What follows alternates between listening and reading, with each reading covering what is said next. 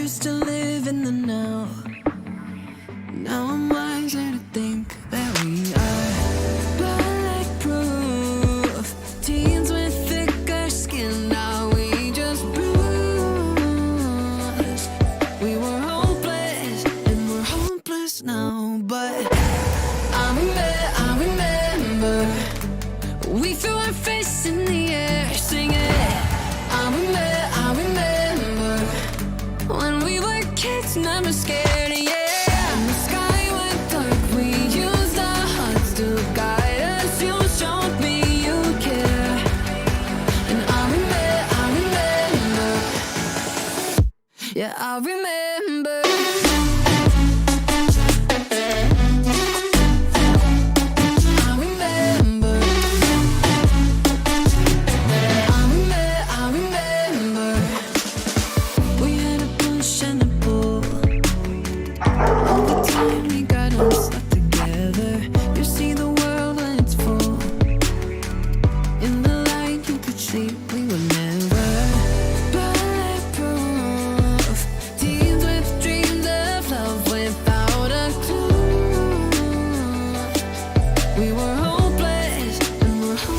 Now, but I remember we threw our fists in the air singing.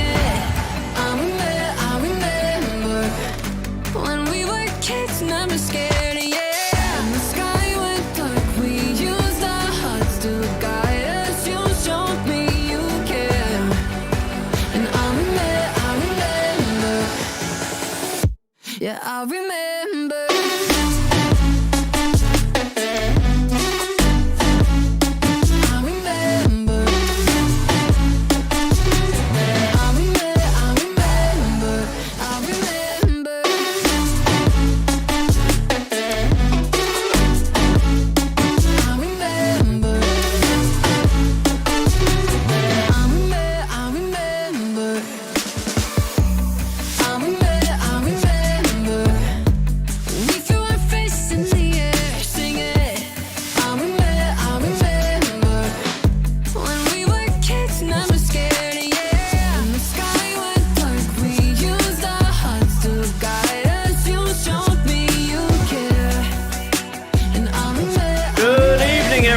Welcome to tonight's stream. My name is Robert Hazelden from Do Adrift Esports, and I'll hand you over now to tonight's commentary team, Zach and Nick.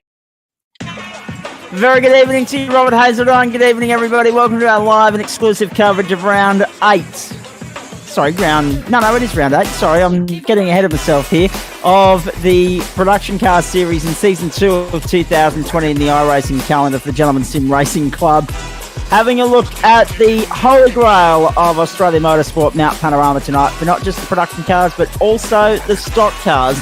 It's a double header of the best variety. Good evening to you, Nico Pop, and also Paul Nichols, who are with me for the broadcast as per usual. Nice to have you back after, of course, missing out on your company yesterday when we brought delayed coverage of Wednesday's racing to everybody. Firstly, let's check in with you.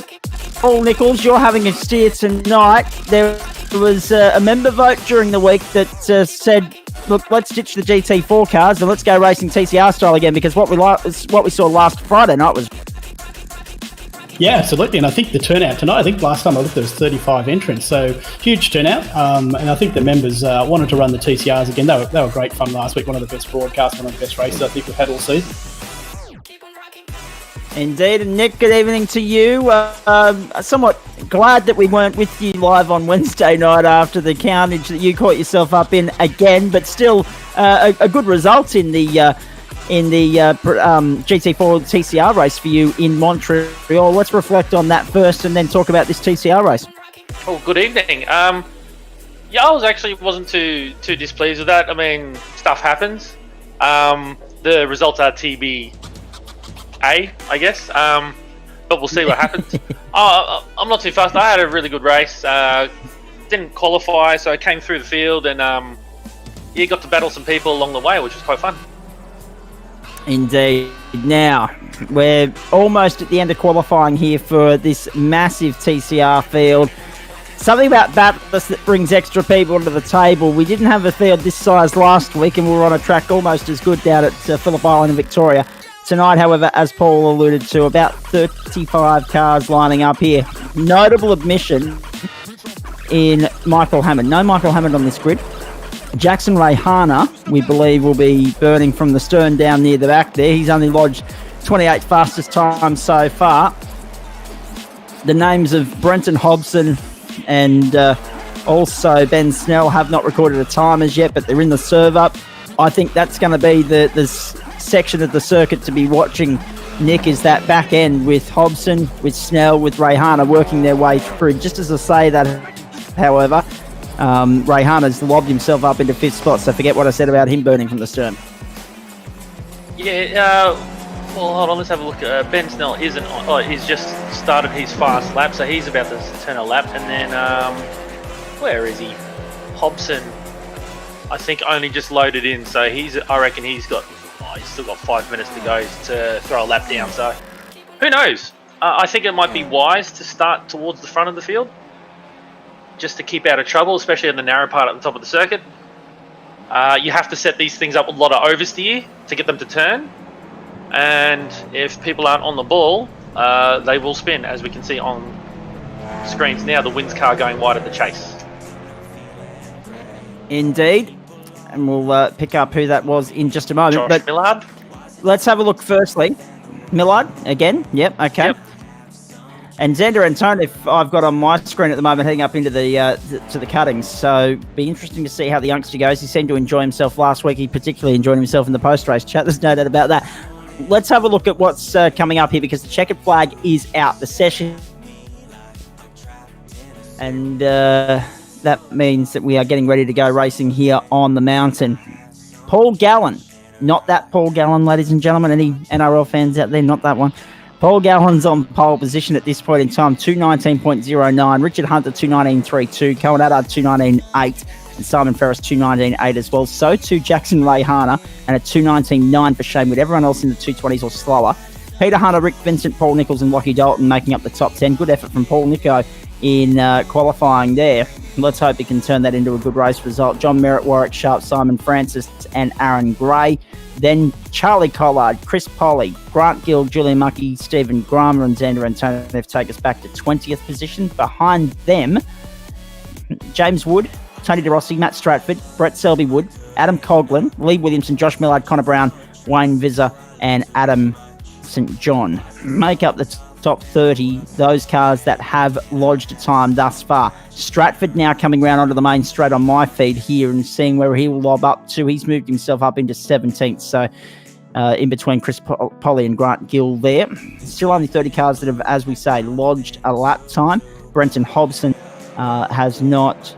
Ben Snell has not. We're waiting to see if any of that changes between now and race start. They've got about 1:56 to get back to the line to lodge this last lap. Crossing the line now. Let's see if anyone's going to lodge a time here. Grant Gill, and he remains in 18th. Xander Antonov remains 21st. So a few names in this server, if they do start, will be burning from the stern. And let's be honest, the best way to avoid carnage is take the approach of what Nico did in Canada a few weeks back and just hang back and wait for the action and just work your way through back onto the back of the tail of the field when the caution comes out. We'll wait and see if that comes to fruition again tonight. It is Bathurst. It's a concrete canyon. We expect a caution at some point, especially with a field as big as this, 30 of them, in fact. Let's have a look at the standings here as Xander gets a little bit clever and then a little bit dumb at the same time, straight into the wall there at Griffin's Bend. Matt Stratford, 267, plays Michael Hammond, 243. Hammond out of this one. He's not on the grid, which is unfortunate. Simon Ferris, Rick busy. Vincent. Sorry to cut it in there. He's busy. He's actually down at Simmons Plain setting up a drift event. Yes, of course. Big news there with the AASA taking things over as far as drifting is concerned. So good luck to them. Michael Hammond, as I say, not on the grid, but we'll worry about what that means as far as the championship implications are concerned next week. Simon Ferris, 234. Rick Vincent, 217. Jackson Rayhana, 205. Nick's on 183, but not having a steer. He's going to sit out this one and sit with me in the commentary position. 169 for Brenton Hobson, 152 for Chris Stark, 151 for Jonathan Turner, and 146 for Tony DeRossi make up the top 10. I can't leave this point standings without mentioning 11th because he is listening to us. That is Paul Nichols there in 11th position at the moment. I will get in trouble if I don't mention that. Fabulous to have your company wherever you're watching all around the world tonight, be it via Dual Drift Esports, Facebook, Twitch, or YouTube pages. Mount Panorama, the venue, 6.213 kilometres of motor racing heaven. It is the best thing since sliced bread as far as racing in this country is concerned. Cars will be getting ready on the grid now, lining up on pit straight for a standing start. 45-minute race this one, and have a look at that. It ebbs and flows all the way around back onto Conrod Straight. That's how big this field is tonight. 7:16 in the morning, the track temp time. I mean, it's incredible, isn't it? And there's not enough spots on the grid for them. That's the funny thing. I've started around the corner, and if you give it too much, you'll get a lot of wheel spin. So you got to be smart. And these things have launch control. Indeed, you do. Incident count penalties 20, then every 10 after that. Fast repair limit of 1. Race 45 minutes. Pace car speed if we need it 88 kilometres an hour. Pit lane speed limit just 50 kilometres an hour right there. Cleared skies 20 degrees. Track temp 21. 7:17 in the morning. If you're not awake on the mountain already, you're about to be very shortly. And have a look at that. Clearly shots taken pre-COVID from the great place that is Mount Panorama. Round 8 of the production car series. Our third continent this week. We started in Asia. We then trekked over to North America. We're back in Australia. Back where we finished last week as far as the Gentleman Sim Racing Club is concerned. Aerial shots courtesy of Oculair. Huge thanks also to the great people at Flash Graphics, LJ Hooker Gaindar and Central Coast Subaru for this. It's TCR from Mount Panorama. Round 8 of Season 2 in the production car series. Just 2 rounds to come after this one. Although this is the first of 2 trips to Mount Panorama in the space of 3 weeks. So we're looking forward to seeing the championship decided here in a fortnight from now when we launch into the middle of September. Field coming into position, just waiting for the green flag now. When it flies, we go racing. Green flag, green flag. Here on a Friday night. Revs rise, away we go. Nice, clean start. Look at the field coming round from the end of Conrod Straight. We're watching Brenton Hobson already tear his way through. I'm just keeping my eyes peeled on Hell Corner and making sure there is no hell through there, and it looks like everyone's safely away. That's a very smart start from All and Sundry. Very nicely done. The charge, the long jam, the traffic up Mountain Straight. They're 3 and 4 wide for up over the rise and down. And Tony's got You have to call up the iRace monitor at the moment. And Tony's got in the back of Grand Gill down to turn 1. Yeah, I'm going to have to call off the iRacing monitor for the moment because the Dual Drift monitor on Discord here is just tripping and slipping all over the place, unfortunately. So you might have to jump in here. You can help me out. Oh, trouble at the cutting. That's Hobson. That's going to cause trouble at the cutting. They may even, if there's too much trouble there, they may have deployed the safety car early here. Up over the mountain for the first time. Fans on their toes. They're loving their TCR action, as are we. So much so that it's back for the second time in as many weeks on a Friday night. Normally we change tracks and cars. This week just changing circuits. The TCR theme very resonant within the club after an awesome setting, an awesome spectacle, I should say, last Friday night on the island. Down onto Conrod Straight for the first time. Apologies, folks. There's just trouble at the elbow. Didn't see who it was, but there is trouble. Reset the fence is probably the safest thing to keep the race going. Exactly right. You'll lose a little. Julia Mucky, I believe, has made his way into the pit late according to my timing and stat sheet here, so it must have been him.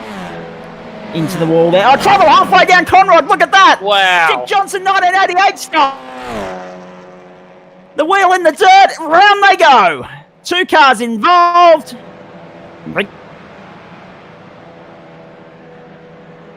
Boy, oh boy, the ocular aerial shot shows and tells the story. Car parked. So Richard Hunter Wow. from Cohen Attard and Simon Ferris, the top 3. Nick, that was no less chaotic than we probably anticipated, given that it's a concrete canyon. Oh, my question is why are cars coming together down a straight bit of road? Quite frustrating, I know. Paul Gallen's fallen back to 32nd position. I didn't see what happened there, but the pole sitter and the gold chrome cars just come through Hill Corner now. Indeed. I've got my eyes peeled on Lockie Dalton and Paul Nichols through the on the climb up towards the top of the mountain. Of course, all these TCR cars, Audis, ladies, as they make their way across the top for the second time here. I apologise, ladies and gentlemen, because Nick and I are going to be looking at different screens throughout the course of the night because the broadcast server just doesn't want to play ball in terms of what I'm being fed through Discord here. It's you know when you get bad signal. Yeah. It looks But you good know on when my you get screen. I was going to say some people are lucky in that regard, but obviously the internet just doesn't want to play ball with me tonight. Fair So enough. we'll Bad signal. I'll see what I can do between now and exactly. I'll see what I can do between now and the stock car race to improve that. There won't be much, I promise you. As they make their way down Conrod for the second time now. The standing lap time for Richard Hunter is 2 minutes 22.18, and we're on board with Nico. Yeah, I was going to say, Rob, do you want to do a picture and put Nico's face in the bottom there? We'll see what happens. Why not? So, 40 minutes and 30 seconds or thereabout to go in this race. Already a car coming into pit lane there on the left hand. So pit lane's a busy part of town already in this race. Richard Hunter, 2 minutes 19.7, the fastest. You'll notice Cohen Attard is falling like Jackson Ray Harnett up there third. just about to say, you notice Cohen Attard's falling like a rock. That might have been. He actually was stuck at the dipper there for a while. He's only just coming down Conrod straight now. Okay, so it wasn't him that came into the pit lane. It was Peter Hunter, actually. I'm just watching Hunter's name slip down the order here. So Peter Hunter's coming into the lane, and Cohen Attard's in trouble. So already, look at this. Brenton Hobson from 31st up to 19th. Might not be as easy to pass as what Phillip Island is, but I made light work of this pack early, Nick. Yeah, exactly. Good on him. You see on screen we've got Nico here going, just coming out of the cutting here. He's up to 5th position now. He's made up five spots. There he is. Sorry. He's done very well. His next target, in fact, is Lockie Dalton in 4th, who you're following, and Jackson Ray Harness 4 seconds up the road from this pair. Just having a look down through the field, we had 39 cars start this race. 39 cars started. That is an extraordinary number of, an extraordinary level of interest for this time on a Friday night. And I'll hazard a guess that none of that interest has come from Western Australia, given the time difference of 2 hours. So just for the East Coast members of the club to get involved there, that's a superb start to the night as they make their way around onto Conrod Straight one more time. Hopefully it's an indication of things to come for the stock car field later tonight. Nick? Yeah, look, there's lots of interest. I haven't said anything this week, but there's been a couple of members that are really enthusiastic about it. So we'll see where it pans out at the start of the stock car race. Indeed we will. I'm looking forward to that immensely. We're riding with Brenton Hobson now. There's the onboard shot. He's got no mirrors on that car, so he was... Oh, there's a spinner that looks like Grant Gill at the chase. Oh. Shit. What can you do? They did well to Just bounces avoid back all- out, yeah. So it looks like Hobbs is going to pit now, get a new car and get his head down.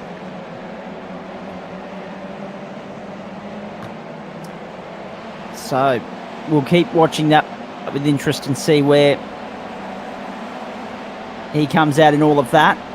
Hunter, Ferris, Dalton, Vincent, and Nichols, the top 5. He hasn't put his full name back on there yet, just the nickname. So we'll follow that as well.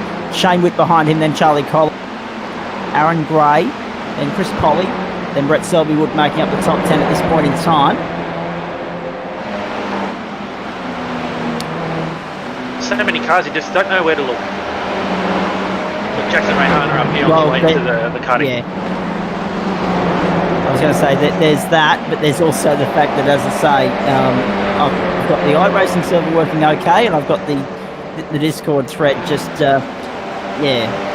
pixelated, and it's like a still motion slideshow of camera shots at the moment. That's the best way I can describe it.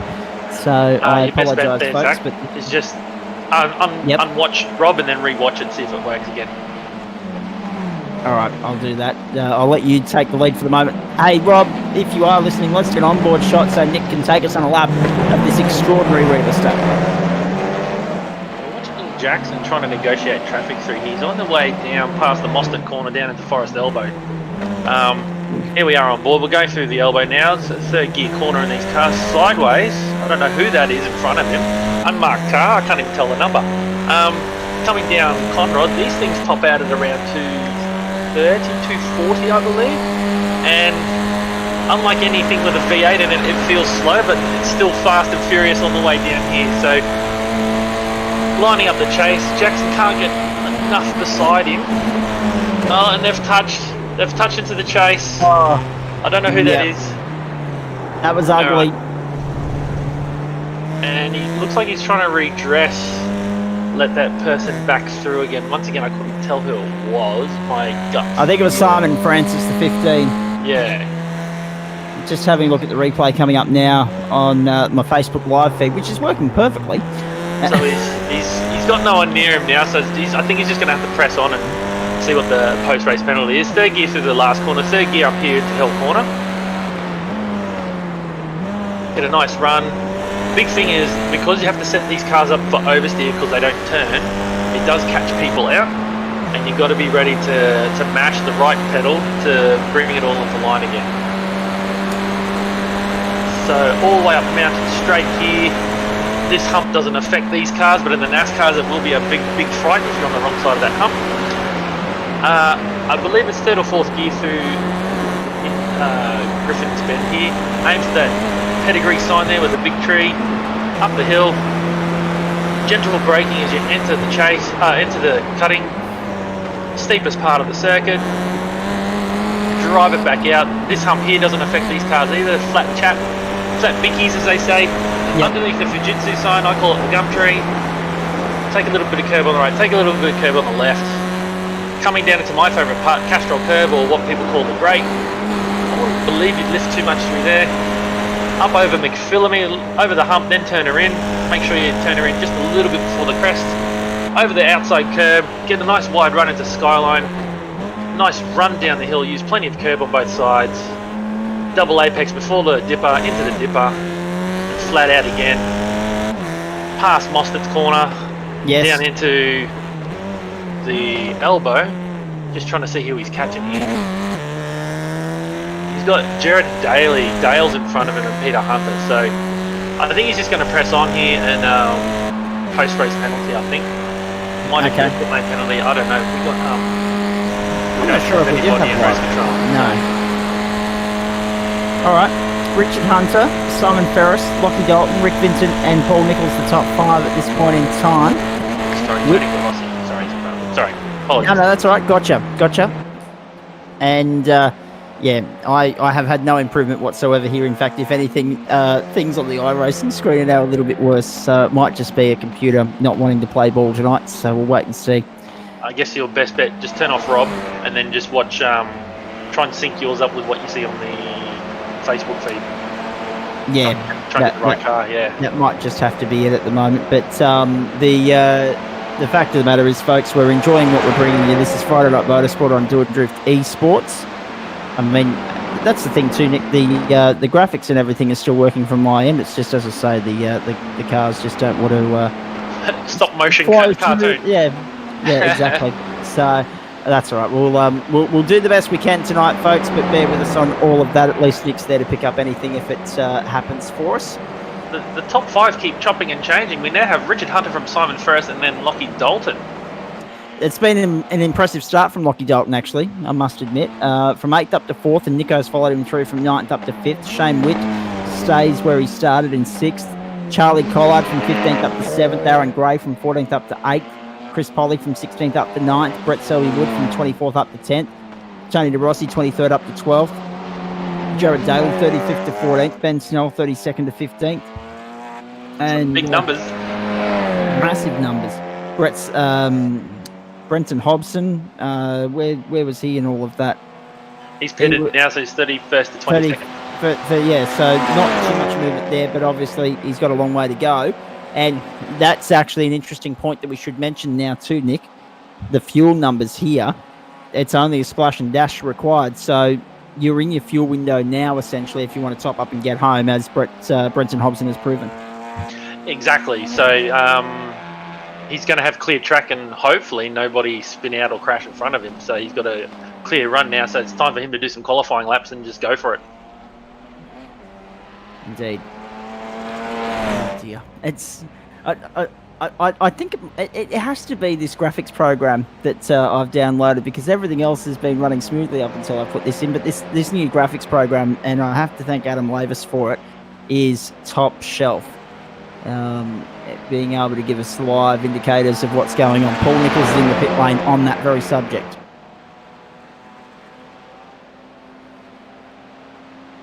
Where's he pitting from? 6th, are you?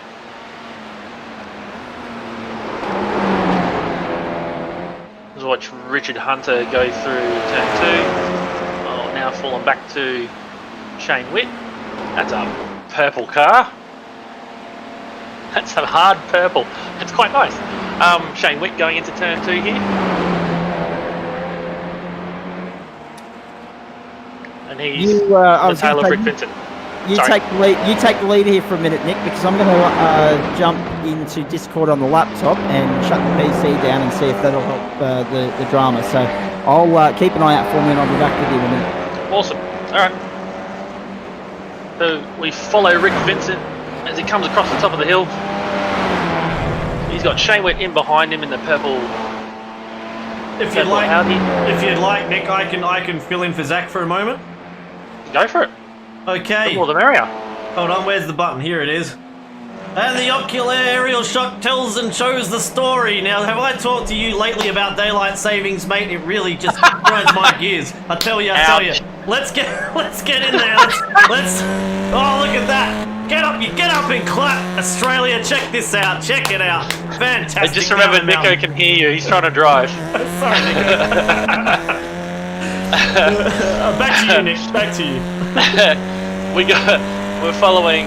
We're on board with Rick Vincent coming down the mountain. It's going to be interesting to see. We just had Richard Hunter across the line, 14 minutes down out of a 45-minute race. It's still just over 31 minutes to go. So how many laps have they done? 7 laps. So it's going to be quite a long race. Only 8 litres to make it to the end here, though. And the order is chopping and changing. Like I was discussing with Zach before, Rob, is you can stick those roughly 8 litres in now and make it home. Yeah, absolutely. I'm looking around the map at the moment, and there's just so many cars out there, so many little battles to sort of pull into, you know? Oh, actually, yeah. Throw the map up on the feed. Speaking of the map, I was looking for it. That's what I was looking for. There you go. You got your do a drift symbol there, and then hopefully it reappears. So Richard Hunter from Simon Ferris and Lockie Dalton make your top 3. That's 12 seconds between those 3 guys alone.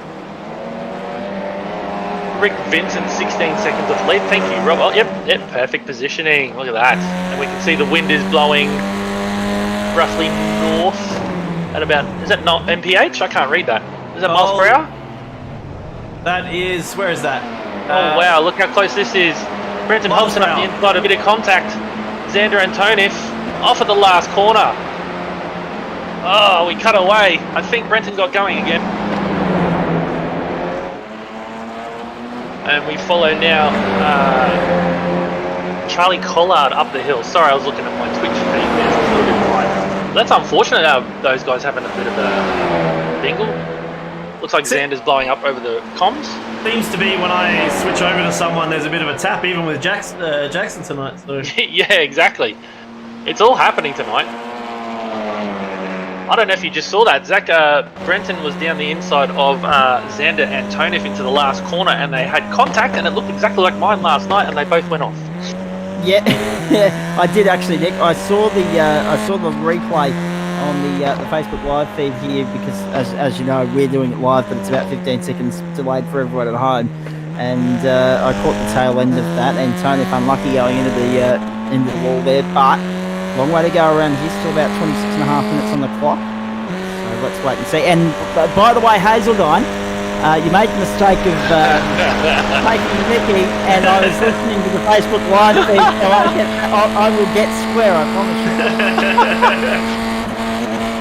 I turned on the Facebook live feed whilst I was trying to reconfigure everything here, and hopefully things are coming through a little bit clearer at my end. They are definitely coming through clearer, and I know what you were thinking when you heard it. You're like, oh, but I'm not on the show. What's going on?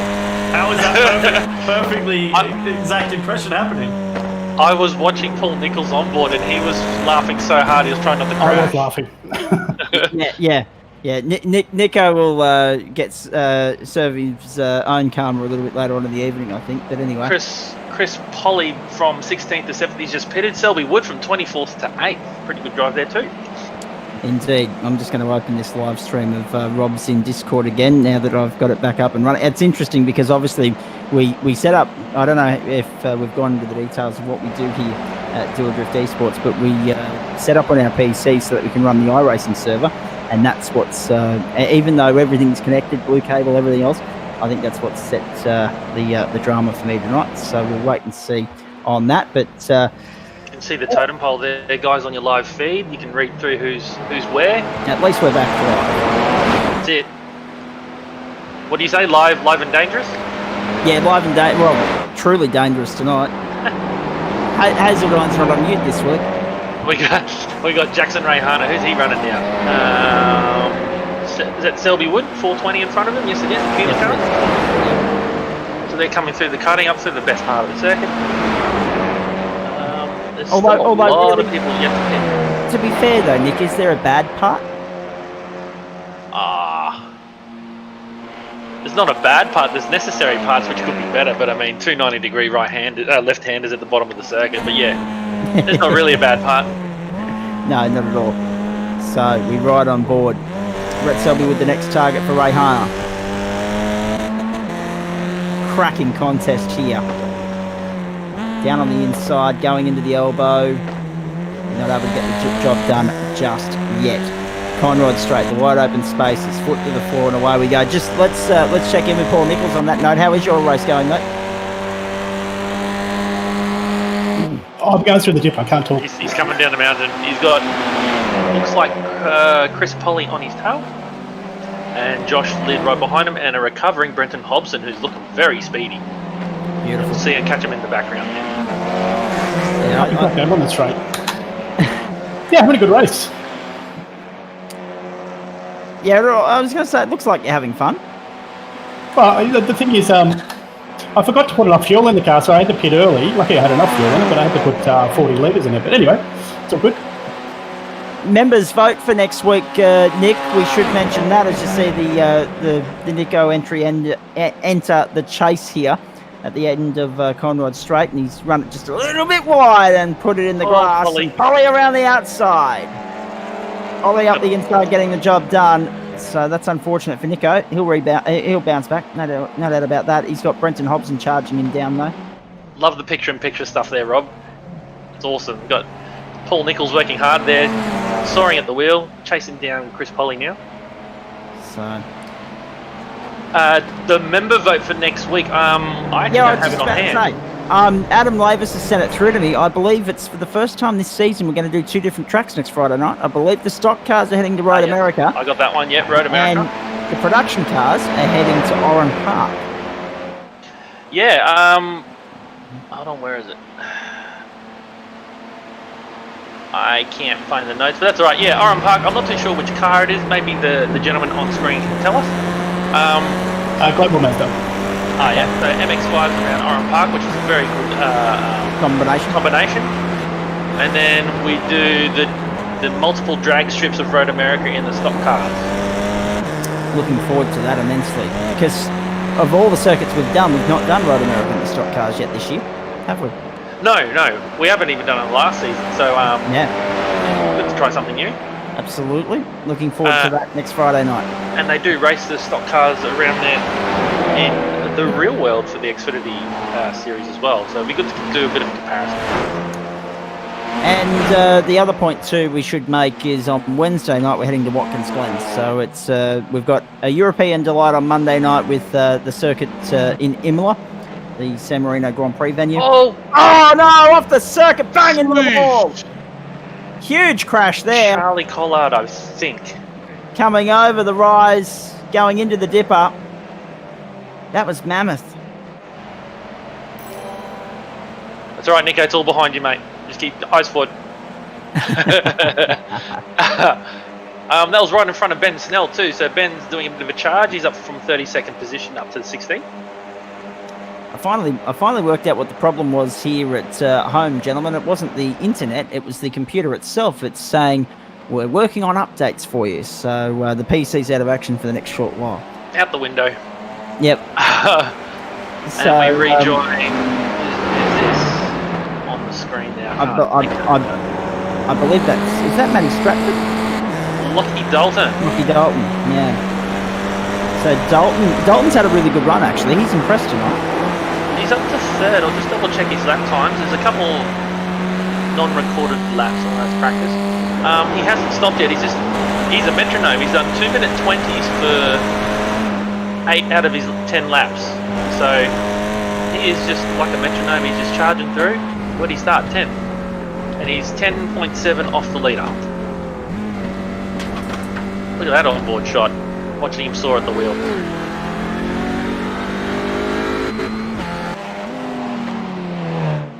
Should overlay go to Nico and do the overlay there, Rob. No. The green screen we need. Oh dear. Onto Conrod Straight. The run down. Flat towards the chase. Now we watch Nico coming out of the cutting. On board. Brenton Hobson charging right behind him, yeah. And chasing them down as well. You can see Hobbo. I believe you're on board with Chris Polly. No, it's Nico. No, we're on board with Nico? Yep. Okay. We're on board with Nico, and we're on board with Nico. Yes. Good one, Rob. Nico twice. Yeah. Picture, far out. Oh, that's brilliant. That is top shelf. So down through the dipper, into the S's. Away they go. So Polly's got 5 car lengths on Nichols, who's got Hobson right on his tail. And if Hobson doesn't get a move done here into the elbow, which he doesn't, he'll be trying to set that up going into the chase. And these cars are only hitting 230, 240 into the chase. And the draft effect isn't that big. So it's going to be a dogfight down here unless, oh no, he's got a little bit of a run. Oculair bringing us these great, fantastic chopper shots. He'll get it done too. He'll get the job done on the inside going into turn 20.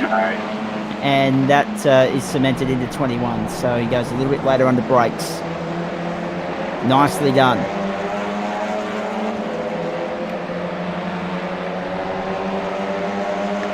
So coming up to lap traffic here, I believe that's Adam St. John. He's trying hard. He's trying hard. He's still a relative rookie to this, so he's trying to figure out bits and pieces. Front wheel drives, like I said, they do get taily, but you got to try your best. Paul got badly balked in all of that as well. My phone goes flying. It's one of those things we try and teach it, and I'm going to have a class on it on Tuesdays. You want to be predictable for the cars behind you so they don't run into you. Yeah. When you're getting lapped, it doesn't matter where you get lapped. You don't have to. You just want to be predictable and not have too much of a speed difference. It's funny they were saying the same thing in the driving lesson I had earlier today. but with obviously different directions in mind as well. Cars coming the other way as well. So out of the cutting one more time. Jackson Rayhana there on the screen, being chased down by Simon Ferris? Aaron Gray. Aaron Gray. Yes. So, again, even though the stream is working better here, it's still a little bit grainy. So we'll work with that as they go across the top. The only reason I knew. Sanders just said that while he waits for his repair, he can jump into the commentary booth if you want. Oh God, no! Actually, no. Bring him in. Why not? Let's have a chat with young Xander. Xander, what's going on? Why are you in fast repair or slow repair in your case? So at the moment I still got like 4 minutes of repair left, and I've been sitting here for 9 minutes. So you may as well just park it. You used all the fast repairs up. Yeah. At the start I forgot who someone spun it coming into one of the corners off. They hairpin onto Conrod Straight, and I just plowed into them. So I used my fast repair then, and then coming in lap 7, coming into the final corner. Man, my memory's good today. I forgot who was behind me.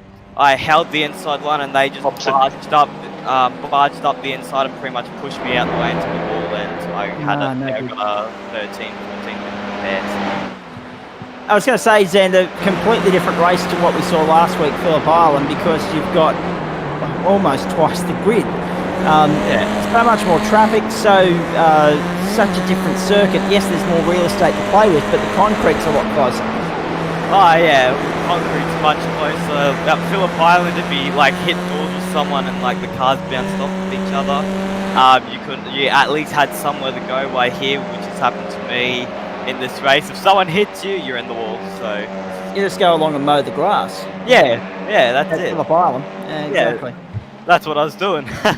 So are you going to be able to get back out there? I know we're running out of time here. We're inside the final 16 minutes now. So you'll be able to get back out there and try and finish, but you're going to be many laps down. Yeah, so I got like 2.5 minutes left of repairs, and then I'll head back out and get some laps in and have some fun. He's got more patience than I do, Nick. I would have just parked it and gone. Well, that's it. I would have just stayed in the commentary box. Yeah, exactly. But then again, it comes back to everything we say about Mount Panorama and Bathurst. Everyone, it doesn't matter if you're 17th and 7 laps down or whatever the case may be, you just get out there for the fact that it is Bathurst for the sake of doing laps around the joint.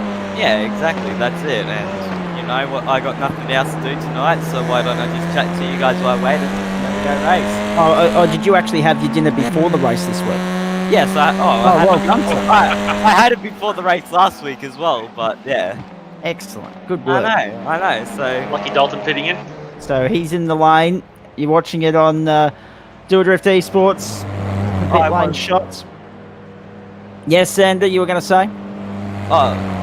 Yeah, I was. I'm watching the thing now. Yeah. You're not racing this weekend, Xander? No. We sold the XL. Oh, okay. And still repairing the engine for the Westie. Fair enough. So yeah, it won't you be. You can out find yourself a car and get up to Townsville, man. There's a lot of big varied entry there. Yeah, well, I did get offered a drive for Townsville, but we just didn't have the fundings to go there. So yeah, it's amazing how much dearer it is to go racing on a street circuit than when it is a regular racetrack, a la tomorrow. Both. But can you believe this? And this is the thing that really frustrates me with Queensland Motorsport. And I don't want to get started on an old topic and harp on about it. But what really annoys me is tomorrow we've got 2 race meetings 150 kilometres apart. The fact that it's, a post-COVID calendar, yeah, okay, you can probably excuse it. But this happens every year. We end up with race meetings happening 150 kilometres apart, and it's no good to Queensland Motorsport, and it's no good to Queensland Motorsport media who are trying to commentate and cover categories that are at both venues. But what can I say? Welcome to politics. That's it. Anyway. It's taking the 1.5 a bit far. 150 kilometres apart, you say? Yeah. Oh dear! Across the top of the mountain we go. Richard Hunter. All right, I'm doing a superb job. Good luck. I got 10 seconds left. All right, bye. He's a character. There's no doubt about that. He's just as loud in your earpiece as he is in the commentary box at QR too. On the subject, my sidekick from QR, Mark Jones, has arrived here. He's going out there tomorrow, borrowing my car again. So if you see Jonesy out there tomorrow, go and say good day to him. Oh, I was going to say, get a second mic. He can commentate. Well, yeah, if I had a second mic, well, I'd need a second working computer at the moment. But anyway, no, definitely will. Actually, I might have. I think he's going out to buy some dinner at some point. So when he comes back, I'll tell him to come in and have a chat because I'll give you one of my spare ones. Absolutely, because Carl Watmore will be on show a little bit later on, and I know Jonesy likes Carl Watmore's work. So huge weekend coming up, of course. There's with Xander on screen. With Queensland Motorsport back in full swing, but our focus as Xander returns to the circuit, as Nick correctly pointed out, is of course the Gentleman Sim Racing Club for the moment. All eyes on what's going on with Monday night being the penultimate round of the GT Series, and then of course next Wednesday night the penultimate round of the up-and-comers, and also TCR and GT4, which proved to be yet another great race on Wednesday night at the Circuit de Villeneuve in Montreal. You saw it last night here on Georgia Esports as well. I believe next week we're back live, but that's subject to confirmation. But it's good to be able to do Dual Drift Esports, of course. Motorsport dominates across the network there, 4 nights a week at the moment. So good work from Robert Hazelrun and his team. Xander again. He'll be back in the pits before too long if he keeps that up. Ripping the wall at McPhillamy. Oh my goodness. We got Richard Hunter back in the lead now, just retaken the lead. He's got 17 seconds in hand over Simon Ferris with a 24 over Lockie Dalton. As we see Brenton Hobson appear on your screen, he is currently in 7th. He started 31st. Just a running update on the PC. It's decided that it's at 25% and it's just very slowly getting up towards 100% and then restarting. So it might be back running for the stock cars. It might not. We'll see how we go. But what about this guy, Brenton Hobson? Let's watch him for a moment. Running along smoothly. Does the burn from the Stern strategy work as well at Mount Panorama as it does at Phillip Island? Time will tell. We're in the closing stages here, about 10.5 minutes to go. He's ready to use his fast repair. He's got all his mirrors back on his car now. A little bit of damage from some contact, no doubt. But just head down. He's had all those clean laps by himself, so he's obviously leapfrogged a couple of people. He stopped back on lap. I'm trying to see it. No, he stopped on lap 4. So he's been hot lapping since, and he's just been doing 2-minute 20s pretty much the last 5 laps. So consistency is key. That's it. Yep. I don't think, unless there's a safety car intervention, I think Richard Hunter's going to be a hard person to catch. But crazy things can happen. But Hobson's got 2 seconds to make it to Aaron Gray, and then another 4 seconds to Jackson Rayhana. So he'll start seeing these guys, and as you know, it's like a dog with the bone. You start seeing them coming up a bit closer, and you start measuring. Okay, at this tree was I closer or further away, and you start reeling them in. It's like not only the dog with the bone, but also the dog with the tennis ball, throwing it at the park, and it just accelerates quicker and quicker until it gets to the thing. And that's what Brenton Hobson's going to do right here, right now. Brett Selby Wood on the screen here. Snell slotted into 8th position behind him. He's only 4 seconds off Hobson, but he started just behind him as well, 32nd. That's Rick Vincent, Zach. Oh, Rick Vincent is it. My apologies. Yeah. Currently in 4th position. Let's be perfectly honest. Rick Vincent, in terms of liveries, always knocks it out of the park. Always knocks it out of the park. And it's only because there's plenty of yellow. I mean, there's nothing on the sides or anything like that, but he always nails it with the yellow. Bright Australian gold tonight. Have a look at that. Absolutely beautiful. In fact, Jamie Furness, the HQ racer here in Queensland, he had, and saloon cars and other things as well, he had a flashback retrospective up on Facebook yesterday with regards to a former livery that he ran, and I said, time to get it back, son, because it was yellow and black. I said, it will stand out, and I'm not a Richmond supporter, but time to get it back. Up over the top of the mountain, Rick Vincent doing a nice job, of course. Jackson Rayhana trying to chase him down. I thought Rayhana would be a little bit close to the front tonight. It just hasn't gone to plan for him, has it? I think qualifying being 8/10 off the pole, and he was doing 19s in practice. Yep. The low 19s, being 8/10 off the pole, I think that might have just a little bit frustrating, and then it just goes backwards from there. So he'll get a clear head between the races and jump in the next car, and should go well. Indeed. So keep an eye on though over the next 10 minutes because 7 minutes now. There's about 4 laps left in this car race, folks. Rayhana's going to be a chance, a real chance of getting by Rick Vincent in this next short while. Such great racing here. A little bit lackluster compared to what we saw at Phillip Island, but then again, that was a fair standard in which to try and follow.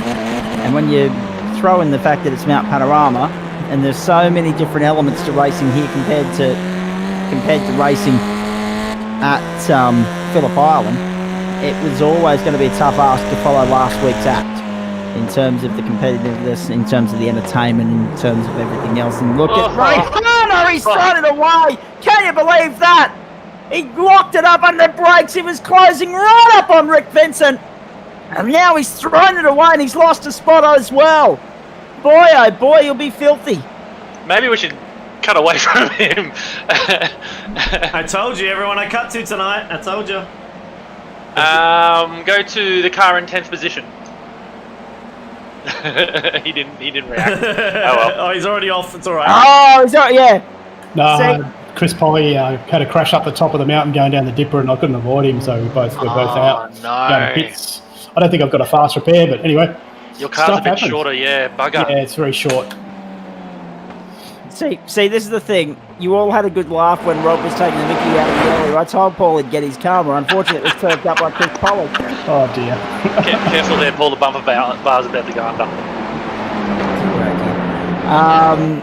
Hobson and Rayhana. Inside 7 minutes to go. Mount Panorama. So Rayhana, what can he do from here? What can he salvage? Will there be someone make a mistake further ahead so he can fall one back by default? He'll be filthy with himself. I mean, he prides himself on his consistent running and setting the standard for which others to follow. But it hasn't all gone to plan this time around for him, and we were riding on board with him for it. You'll see a replay of it soon, folks. Jackson Rayhana getting looped up at Murray's. I mean, it was a tremendous lap. He closed right up onto Rick Vincent. He was edging closer, chipping away at the gap. Got right there. Got a little bit too keen, I think. It's one of those things. It's counterintuitive, these bum draggers, as I like to call them, because as it starts to get a bit taily on you, generally you lift off the throttle in most cars, or maybe probably the best thing to do is touch the brakes. In these things, you've got to pin the throttle to actually pull the car forward again. And we just see in the top of your screen, Rayhana just got the move done on Hobson. So clearly, Brenton's got a little bit of damage and is hindering him down the straights. Indeed. Plus, he's done, how many laps has he done on those tyres? He's done 13 laps on those tyres now. Well, that was the other critical point too, and we haven't had a chance to, because of the highly unusual number of tech issues I've had this evening. The thing we haven't had a touch on yet is the tyres, because there were 2 ways to play it tonight, knowing that you only had to take, I think Nico was saying before the broadcast, it was about 8 litres you had to take on board. There were 2 ways you could play it, and you had to be mindful of your tyre situation as well. One was burn it right to the end of the fuel tank, as you normally do, or pit early like Hobbo has done, and unfortunately I think that's put pay to his chances of winning the thing tonight. But yeah, he had to do a qualifying performance there, so whereas Jackson kind of stayed out of trouble and it started further up. So I think Brenton's used up his tyres to get to Jackson. But Richard Hunter's doing a terrific job out in front at the moment. Well clear lazy Friday garage. He's just taking it easy up the front there. It's 20 seconds now. Lockie Dalton in third could be up for driver of the day. He's done really well from 10th. He's just kept his head down. He's got any incidents. He's on a donut right now, so he's got no incidents to his name. So and we know how difficult that is to achieve around here. This is again what we were saying before Jackson threw it away. We knew that Phillip Island was going to be a tough act to follow, but not just because of the fact that the tracks are completely different, but because the driver ability, and that's no disrespect to anyone in the field, varies. And I think Phillip Island's a better equaliser than Bathurst because of the technical nature of Bathurst. So it was always going to be different in terms of the spectacle you got tonight. But what we've seen so far, I don't think we're disappointed. In fact, we're impressed by the surprising results, and Lockie Dalton's certainly one of those. Yeah, I look. And Rick Vincent in 4th place is a great story as well. Lockie's got 8 seconds in front. He's got 5 seconds behind. I'd just be cruising now. And yes, Rick Vincent as well. I'll double check him. So down they go into the chase one more time. Rick Vincent on a donut as well. So both of those two are really Oh, Hobson gets hit up the rear. No. television. Benny Snell charging through, and he's just sent Brendan Hobson the message saying, I'm here round the outside of Murray's. You've got to be kidding me, Ben Snell. Look at that. Hobson back side by side.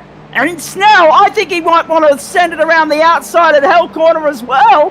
He thinks better of it. He'll tuck back in. He'll try and get the slipstream up Mountain Straight. That's fantastic.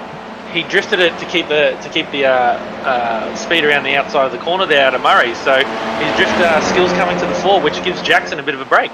But again, he's got to look around the outside on Hobson, because Hobson's going to make his difficult task a little bit more difficult as they head into Griffins and Snell around the outside. This time I think he'll get the job done. He's still not there quite yet past Hobson, but he will have the inside running for the cutting. No, he has to tuck back in. Jeez, Hobson's making this a difficult night for Benny Snell here. And this all started because Hobson ran wide at the chase. Let's not forget that.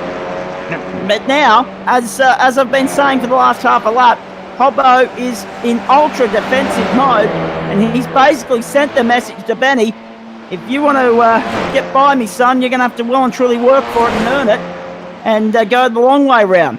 And we know that once they get up here, it's a one-line groove down through the S's, the dipper, and on the run towards the elbow. So Snell's next opportunity is going to be the chase. Time running out. And got to Next time by the line. Got to remember that whichever way this gets resolved, it's still going to continue in the next race. Yeah, exactly right. Now let's keep an eye on Richard Hunter, because he might get back to the line. He has, Zach. To He's just start crossing the it last now. lap. So he's starting the last lap now. So 2 to go. Last lap of this race. Richard Hunter, a dominant performance, but we need to get back to the Hobson and Snell battle. Side by side. Side by side down Conrod on the run to the chase, and again Benny Snell's on the outside, but this time it'll work for him. Hobson wants to force the issue, under brakes going into the chase now. He's on the outside for the exit. It'll be on the inside for the right-hander. They're still side by side. This is great driving from this pair, but this time when they get to Murray's, Snell's going to be on the inside to try and finally put Hobson at bay, and he's not yet able to do it. On the exit though, he's got the nose in front. Still side by side. They've been side by side all the way down Conrod, through the chase, out of the chase, on the end of Conrod, down into Held Corner and Murray's before that. But finally, after about 50 seconds of trying, Ben Snell has got the job done, and the next target is Jackson Rayhana. We've got less than 6 kilometres to go here. What a performance, what a battle, what a contest. It's not for the win, it's worthy of being a battle for the win. But by gee, they're stealing their show away from Richard Hunter at the front, who's put in an awesome performance tonight. Too wide goes Snell. Hobson back up the inside, and Benny's hard work all undone in this instant. Much like Jackson earlier in his chase of and pursuit of Rick Vincent, through the cutting for the last time. He's only got the rest of this lap to get it done. This is exactly right. Oh boy, up over the mountain. How good's this? You forget how good this place delivers in terms of race finishes, don't you? These two, I mean, sure, it's only a battle for, 6th and 7th, but they are going for it as though there's $100,000 on the line. This is fantastic stuff. And don't rule Snelly out yet. Oh, Rayhana! Straight through the S's! He'll get a slow down. And he'll cop a slowdown and he'll lose 2 spots. So all of a sudden, this is now a battle for 5th. What traffic getting out of the road. Very nicely done. I'll just keep you And up to date. now, Richard Hunter's just come into Murray's. so Richard Hunter's going to win the race. No disputing that. There's the checkered flag. Trouble in behind him, but Richard Hunter has dominated tonight. Let's get back to Snell and Hobson now halfway down Conrad. jeez. Snell pulls out. Down into the draft. Side by side on the last lap. Snell's got his nose in front. Down into the chase. He's got it covered. He's got Hobson covered at the moment. Hobson wants to have a crack back under brakes. Does so. Gets up the inside. Not too far enough up the inside though, and Snelling finally has him covered. The key will be Murray's. He needs to get through there cleanly. We've seen it come unstuck for a few people already tonight. Down into Murray's. Benny Snell's going to get the job done on Hobson in the battle for fifth. What about that? An epic contest over the last 3 laps. Wow. Just to go back onto that, Brenton Hobson and Ben Snell on the 2 previous times into the chase, the cars get lights in the rear end and they start to walk around, which can be really concerning. I think that was part of why Jackson went wide at Skyline there. Skyline, yeah. I mean, that was just sensational stuff, Nick. I mean, You the had a fact drink? that they went side by side for as long as they did, and as well as they did, incredible stuff. You're going to have to run through the results for me, mate. I'll let That's you all right. do that. That's all right. Have a drink and have a relax, man. That was epic. It's not because of that. It's because I've got no data because of the computer cracking All right, itself over. so your victor to the spoils, Richard Hunter, 47 minutes 11 seconds from Simon Ferris, 23 seconds behind, and Lockie Dalton 32 seconds behind, and with Rick Vincent in fourth on 36 seconds behind there, and I believe Lockie and Rick have 0 incidents. We then have Ben Snell from Brenton Hobson, Aaron Gray, then Jackson Rayhana. Unlucky for him in the last lap there. Jared Daly, 1:24 back. And rounding out the 10, Josh Thomas, 1:39. From there, 11th was Cohen Attard, 12th was Paul Gallen, 13th was Tony DeRossi, 14th was Brett Selby-Wood, 15th, Lee Williamson. Oh, no, sorry, it's just changed. It's just coming across the line now. So it looks like there's changing here. So Lee Williamson in 14th, Josh Millard in 15th, Matt Stradford in 16th. Looks like Brett Selby-Wood, he must have had something happen on the last lap in 17th, and he's the last car to finish on the lead lap. Wow. Grant Gill, Stephen Grima, Paul Nichols a lap down, James M.D. Wood a lap down, Adam Coughlin a lap down, and then we got guys 2 laps down. They still completed the race though. Adam St. John, Connor Brown, and I believe that was it. What a race! What an ending! Hopefully, Nico, how did you go with your race there? What happened in the last couple of bits? Did you make any positions up?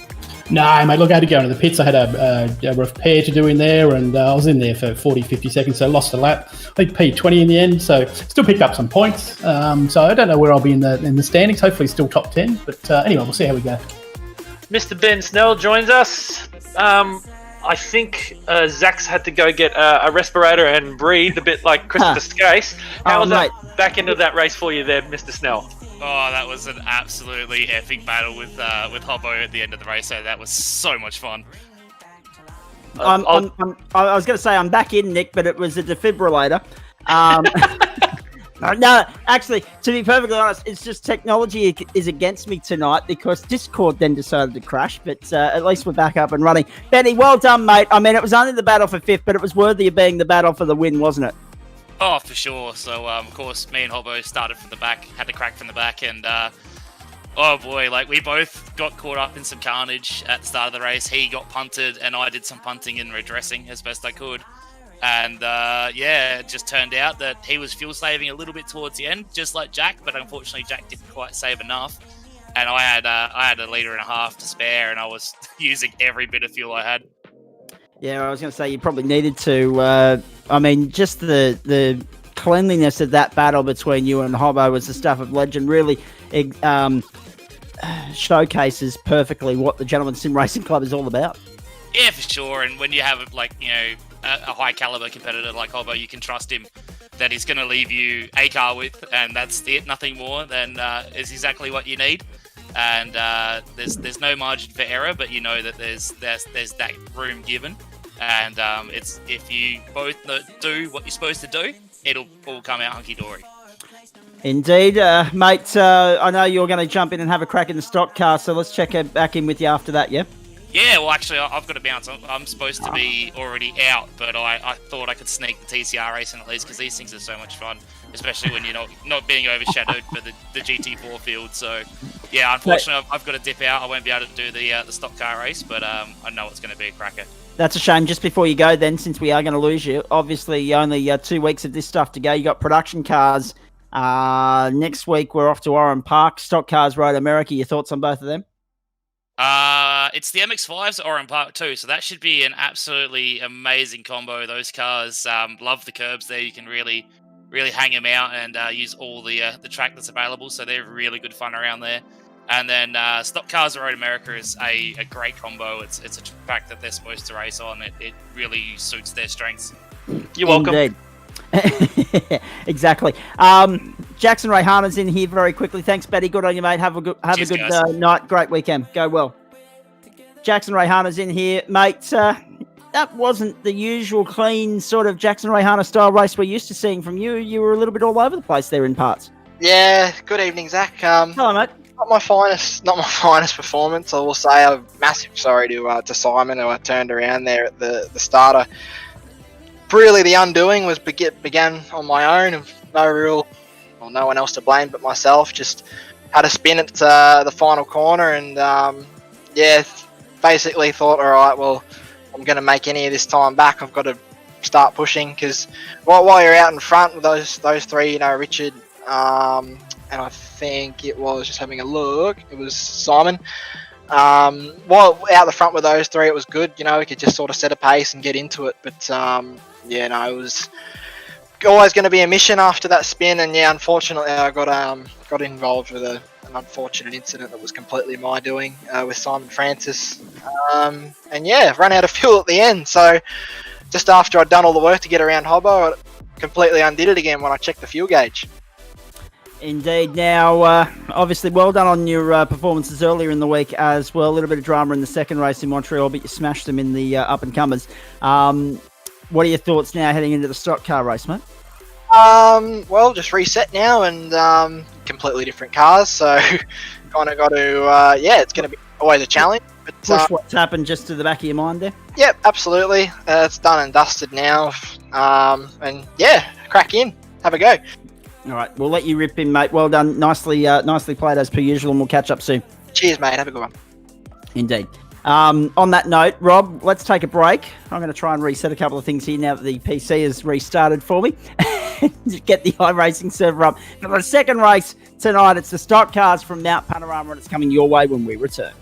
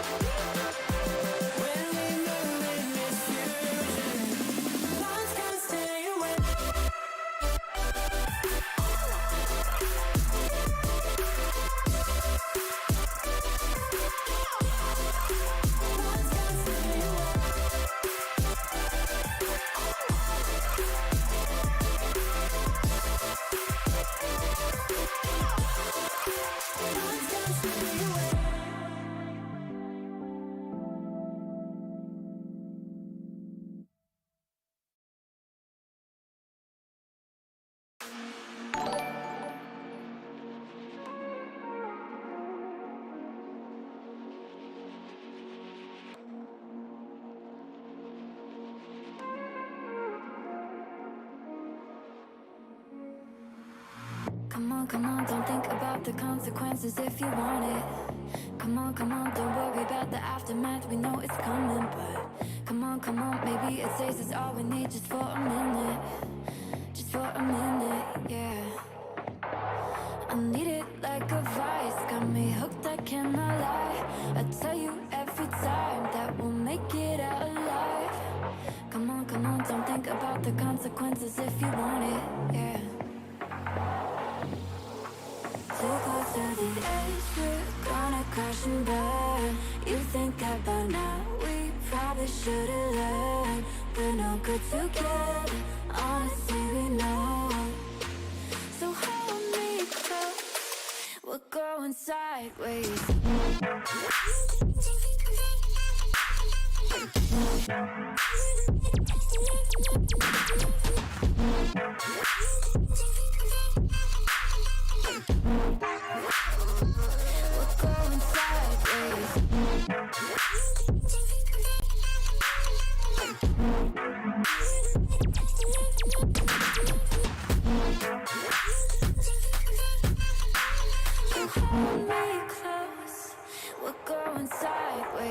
We get the bored with anybody else. We used to feeling faded. Can't even tell if it's the alcohol or we're a little jaded. But come on, maybe a taste is all we need just for a minute. Just for a minute, yeah.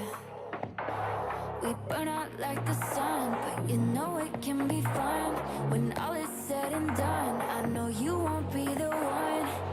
We get so bored with anybody else. We used to feeling faded, yeah. Too close to the edge, we're gonna crash and burn. You think that by now we probably should have learned. Alright everyone, welcome back. We are now back at Bathurst for the round 8 of the Stock Car Series. I'll hand you back over to our commentary team, Zach and Nick. Well, Nick's jumped out to race the stock car, of course, Rob. I'm flying solo for this one because Nico is also in race control with Dylan Gray, our up-and-coming young talent. Although, I have it on good authority that I might be able to talk our good friend Mark Jones into coming in to say hello once he gets back from Red Rooster. He's doing a dinner run for the pair of us at the moment. So looking forward to hopefully having a chat with the great man very shortly. But for the benefit of the Stock Car Series, let's have a look. Obviously, the ocular aerial shot shows and tells the story. We're at Mount Panorama Bathurst, that famous, iconic venue in Australian motorsport. And I've been able to, at long last, Rob, log back into my PC, and I'll let you know very shortly if it's any faster or slower or anything than what we had before, and hopefully the internet doesn't cause us any grief for the rest of the broadcast. But especially now that I'm the only one in the commentary box, that is. So we'll wait and see how all that's playing out. Hey, Stock Car Championship standings, probably a good time to have a look at them for you, ladies and gentlemen. Glenn Postlethwaite on 269 points, Cal Watmore on 223, and Brenton Hobson on 220. Of course, Cal Watmore's won the last 2 rounds, and they are nicely packed in terms of the lap times that they've posted so far in practice here. Michael Schreier, then Nick, then Trent Lavis make up the next 3 in the running order in terms of the championship points. That's 4, 5, and 6. Brendan Whitaker, Adam Lavis, then Jackson Rayhana, then Chris Whitaker make up the top 10 here. Chris Whitaker not running tonight. He's getting ready to head off to Morgan Park tomorrow morning. And Trent Lavis is up in Townsville, of course, competing up there in the tin top category as part of the Townsville Super Sprint this weekend. So it's going to be very, very interesting how to hear from the boys on Monday night how they all go. Tim Weir having a big one into the wall there in the elbow in the latter stages of practice here. So we've got a bit of time to kill, obviously, because this is the tail end of practice.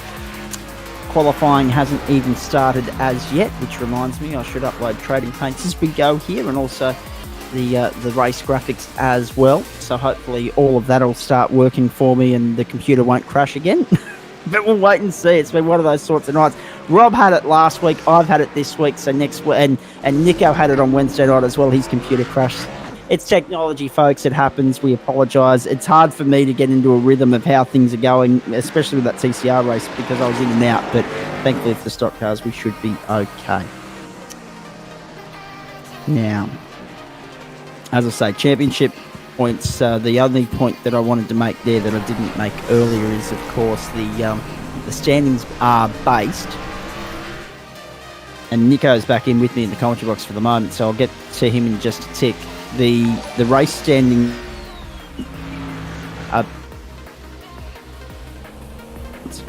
so keep an eye out for that. that will be a determining factor as this championship rolls on. And Glenn Postlethwaite, you would assume, just has to be consistent to win the championship over the next 3 rounds. Paul Nichols is in race commentary, so too is Dylan Gray. Actually, I'll say good day to Dylan in just a moment. But firstly, to you, Paul Nichols.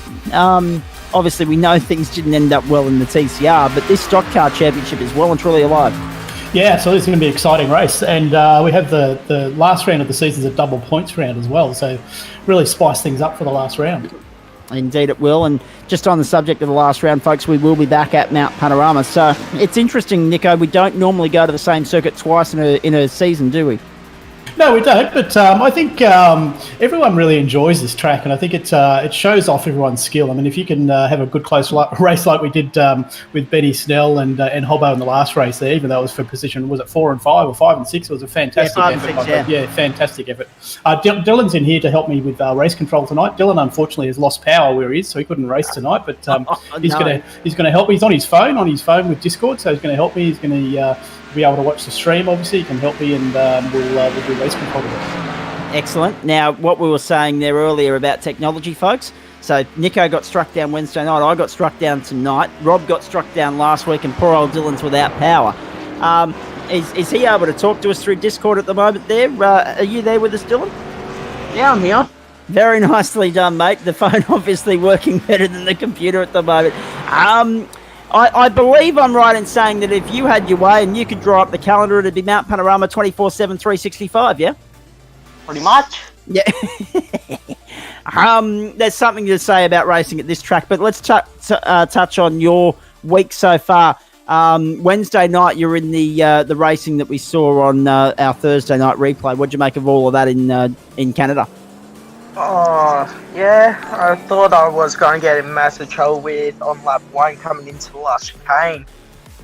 And I tried to readdress, and then he hit me in the rear tyre and went into the wall. Yeah, I was going to say there was a fair bit of action there the other night, and you ended up coming home in, 13th in the up-and-comer race, yeah? Yeah, I fought my way back through the field up to P10, I think, or P11. Yep. Yeah, we were watching your battle. Yeah. Yeah, pretty much from the back of the field. No, you drove superbly. What are you enjoying most about the series thus far? Because you've had 3 different cars to drive. Pretty much all of them. It's all different skills that you need to get used to. Indeed it is, mate. Nico, he's fast becoming an iRacing aficionado, isn't he? Well, yeah, Dylan's doing really well. He's helping out in race control and really learning some good skills. His driving certainly improved over time, which is fantastic. So, and I think being in race control gives you a different view to, the driving standards. And doing a great job. Indeed he is. Now, obviously, let's talk quickly about upcoming club events. Let's tackle that now before we get to the end of the broadcast and internet plays up again and whatever the case may be, like it did on Monday night for Rob. With regards to what's coming up, we've got a great race here for stock cars that we're broadcasting. What's happening as far as the club's concerned with endurance races on Saturday nights, and I think you've got a 3-way this weekend, have you not? We do, yeah. So the club has a 3-way Saturday night event. So we have 3 short races, normally just a 20-minute 20-minute practice, 10-minute quali, and 30-minute race. So we've got rally cars at Jefferson Reverse, and we have Ford Spec Racer, which is probably the slowest car in the iRacing server, at Mamie Speedway at the road course. And then we have the Dallara 2009 at Monza Combined on the oval section, so that'll be a bit of fun. And then Monday night, obviously, we've got the GT Series, so round 9 of the GT Series at Enzo Ferrari Imola, so that'll be fantastic. So, I've just got a message here, and I don't know if you've got it as well, a message from our mate Nick that there will be a caution in this race between lap 5 and 16. I know you nearly forgot about that last week. Yeah, all good. Got onto it. Good boy. Excellent. Now, qualifying underway here, Mount Panorama Bathurst. Stock cars, round 8 of the championship. We are really excited about what's coming up here as far as the battle between Glenn Postlethwaite and Cal Watmore is concerned. And it's amazing how much, how quickly the evening improves once the computer does what it needs to do. It cried foul, it's repaired itself, and everything's coming through crystal clear again. Don't you love Windows updates when you're in the middle of something? It's fantastic. Mate, they're shocking. and slow and painful, but at least it got it done. Like it said something there about an update the other day, and I thought, no, it's okay, because sometimes it just does it automatically, and it never did. So anyway, it is what it is. We'll sort it out again for Monday night. It's very frustrating when you set all your settings up with your steering wheel and a few other things you have set up for iRacing, and then there's a Windows update and you lose them all. So I've got to go reset them all. So it's very frustrating from an iRacing point of view. Indeed it is. Now, closing, well, we've got 6 minutes to go in this qualifying session. Now, we should point out, of course, this is a alone qualifying session. It's a format that's been adopted over the last few weeks to shorten the qualifying session, extend practice, and then allow our race to start a little bit later, so that there's a little bit more time to get out of the production cars into the stock cars. We didn't need to worry about that tonight because we didn't have too many drivers come in for a chat. But we'll catch up with Jackson Ray Hunter again on the other side of this race. So, qualifying times yet to be logged. The first flying laps are coming up very shortly here. Fastest lap in the qualifying, in the practice session rather, I believe was Glenn Postlethwaite, 209.1, 0.6 clear of Cal Watmore, and Michael Schreier, 210.1. And Michael Schreier was really impressive last week, I thought, Nico. Yeah, absolutely. He's joined recently to the stock car series, so he's certainly got some skill for sure. So I think his practice time 210.1. The quickest is who we got there? Quickest 209.1 was Glenn. Yeah, it was. And now the practice times are turning into qualifying times, and 2 minute 9.2 for Glenn Postlethwaite that time around. Tim Wiz locked it up at the elbow, and behind him Corey Bourne. They've gone out simultaneously, ballerina style, if you don't mind. And that's their first flying qualifying lap done. Now, this is important because their second if they can get a clean lap in second time round, they'll still clock the lap. Glenn Postlethwaite on his second flyer right now. 10 minutes is just enough time to get out, get the tyres warm, clock 2 flyers, clock off, go back to the pit lane, reset for the race. And that's the good thing about racing on this circuit. 6.213 kilometres, 23 turns, anti-clockwise the direction. And looking forward to a 26-lap race here tonight. And, of course, as we say, 26 laps around the mountain. Let me just calculate that for you. 161.538 kilometres. So, 161, of course, already a famous number with this circuit. So tonight the magic number is 26 and 161 kilometres. Looking forward to that. Now, as I've said, we've already run through the championship standings. You know the equation there. Glenn Postlethwaite just needs to keep it on the black stuff, as I say. 2 bad results have been wiped from the point score. And the points matrix from this point forward is based on whenever we get the updated standings from Adam Lavis. It's automatically calculated and eliminated the 2 worst rounds from each driver from the equation. So, I mean, it does bring people like Trent Lavis and Chris Whittaker back into the proceedings, but they've had more than 2 bad results, unfortunately, and even a couple of them on starts. So, it's definitely a race of 2 between Postlethwaite and Watmore. Brenton Hobson will be difficult to beat if he can go with Watmore and Postlethwaite tonight. Of course, they are the only 3 men that have tasted victory in this championship thus far. And have a look who's on the circuit there, folks. Very nice to see D-Nice Gaderick, better known as Dennis, out there on the circuit in position number 4 at this point in time. 4th fastest time. Nick's having a run. And Brad Stoyescu across the gravel there at Skyline. Cohen Addard's in the server. In fact, in total, there's 6, 8, 10, 19 cars in this server, which is fairly good for the stock car field. Be interesting to see who does what here. Yeah, take me out. I just jumped in as a driver, but obviously I'm driving tonight, so yeah. So we'll take it out and make it 18 then. And that's all good and well. So we've got Paul and myself in commentary for you for the next hour.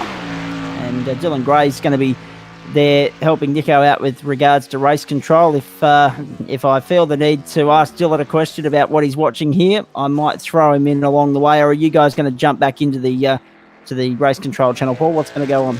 Oh, we might stay here. We'll just see how we go. I think we'll be able to stay here and have a chat with you. So yeah, why not? stay here if you have to. That's good. That means that if we do have an epic contest where I might lose my voice again, like Hobson and Snell, someone can take over. Well, look at those times. Boy. So Glenn Postlethwaite and Cal, like, what's between them? Actually, that's a good point because I'd somehow forgotten about the qualifying times on the screen there. And it's hard to follow because it is a line qualifying and you don't always see it, folks. But there's a very nice livery on your screen there now. How good's that? That's reminiscent of course, 19...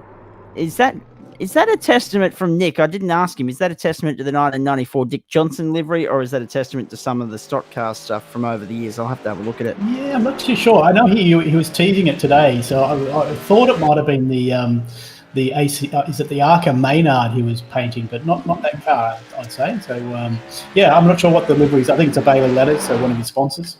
Oh no, here it is. 22 Penske truck rental Mustang. Okay, there you go. Is what it's a homage to. Yep. I've just dug it up on the... Because when I saw the yellow and the blue, my instant thought was the Shell FOI, but no, it's the 22 Penske. Done up as a 99, of course, for racing number there. So looking forward to seeing how he fares tonight. He hasn't blocked a fast time just yet. 209.2 for Glenn Postlethwaite. 209.2 for Cal Watmore. 209.9 for Brenton Hobson. 210.6 for Dennis Gaderick. And we are 23 seconds away from the end of qualifying. So looking forward to the end of this session.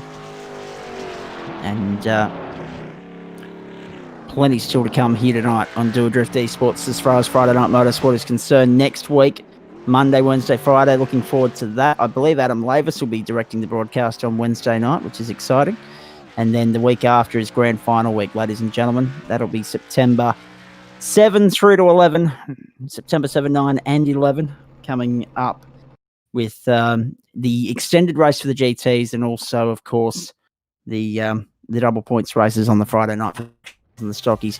Now, cars lining up on Conrod Straight. They'll take off behind the course truck here, and we'll be getting ourselves underway.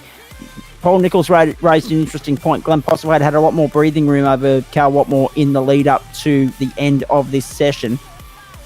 In practice, I should say. In qualifying, just 500ths separate this pair. If it's as close as it was the last time we went racing here for 26 laps, it'll be an epic. It'll be a cracking race to watch. Now, should point out as well, Friday night football underway around the country. A-Leg Grand Final Sunday night. Super Rugby on tonight. I'll try and dig something up there for you a little bit later on. Roosters leading the Broncos 6-0. Earlier tonight, the Titans over the Dragons 14-10. And, of course, last night, the Rabbitohs getting the job done over the Eels, and very nicely so, I might add, 38 points to nil. In the AFL, that game underway now, of course, the opening term there with the Western Bulldogs absolutely putting a mozza on Geelong at the moment, 5-3-33 to 0-3-3. So 30 points between the Dogs and the Cats at the moment in favour of the Dogs, 21 minutes into the opening term. Getting set to go racing here. Glenn Postlethwaite, Cal Watmore, Brenton Hobson and Dennis Gaderick. The first two rows. The field will pull off behind the course car in just a moment, and we will go racing for 26 laps. The last time round, it was just over an hour, and that was with the course car thrown in. Of course, you lose a lot of time around here behind the course car. Now, I'm very lucky tonight, courtesy of, as I said before, Adam Lavis, to have a proper leaderboard telling us who's in what, and it's the first time I've been able to do it on air during the broadcast this season. Glenn Postlethwaite, Chevy. Cal Watmore, Toyota. Brenton Hobson, Chevy.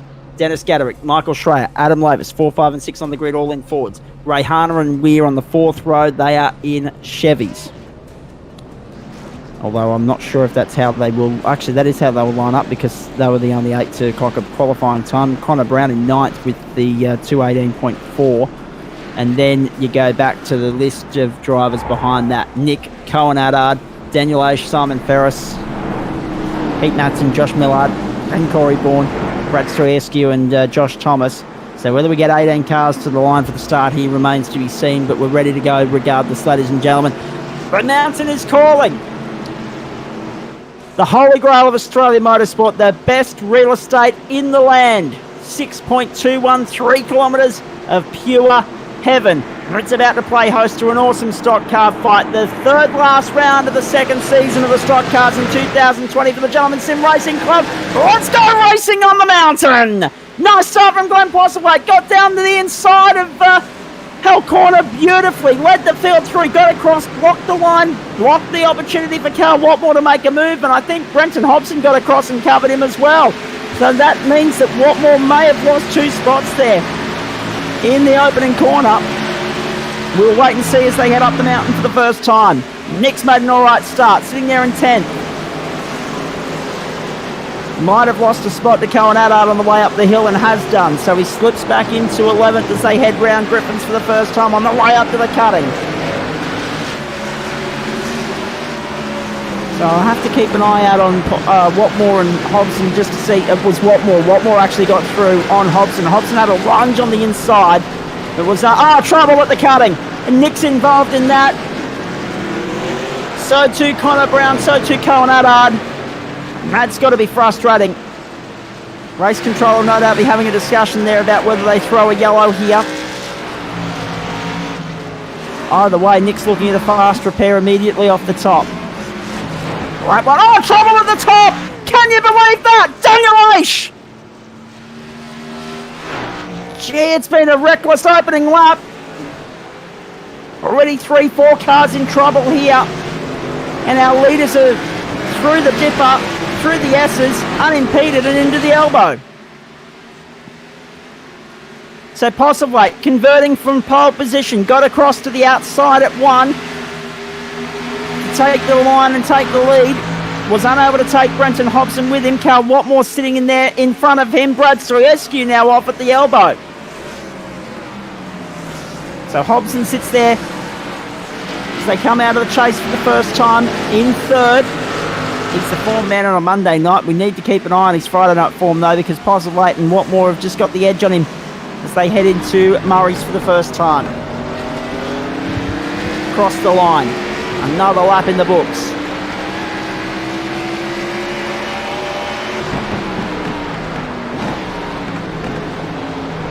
Brenton Hobson. You're watching him on screen there. You're riding on board with him up Mountain Straight. Up through the gears.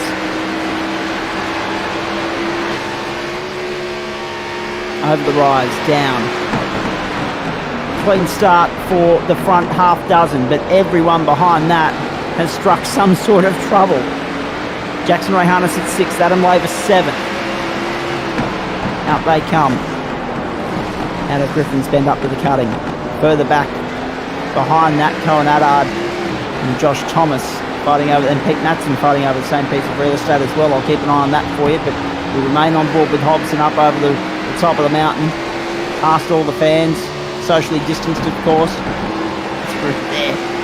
Track conditions for this one we should point out. Didn't even bother mentioning the date earlier because you all know it's the 15th of November.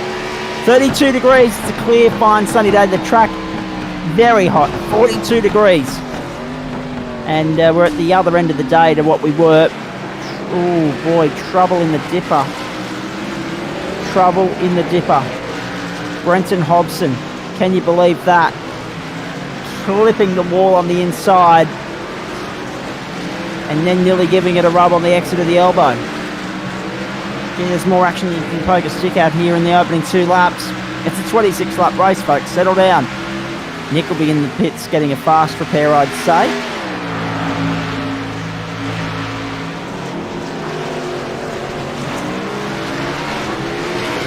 And I'm just reading here. Yeah, Nick got caught up in a incident in front of him coming down past the chase under the bridge. Someone crashed in front of him and couldn't avoid it, unfortunately. So, yeah, had to go in the pit. But remember, we do have a competition coursing, so he's probably fueled up now. I'm not sure if he's going to have enough to get home, but there we go. The word I got from him, and I'll bring it up in a moment, was that we were going to have probably 2 stops here. But what we should point out, I'm just reading, Corey Bourne's been DQ'd. Simon Ferris is manually disconnected, so already 2 retirements in this race, and it's only lap 3. Wow. Yeah, 1 okay. Now, I was running through the info of the circuit. Fast repairs, of course, there are 3 of them. which will come in handy tonight. Incident count 20, and then every 10 after that. Pace cars speed limit will be 88 kilometres an hour. Pit lane speed 50 kilometres an hour. We're at the other end of the day. It's about 5 o'clock track time as this race starts. So we're at the opposite end of the day to what we were for TCR. Degrees, so hot track. Mate, that's hot. That's very hot. No doubt about that.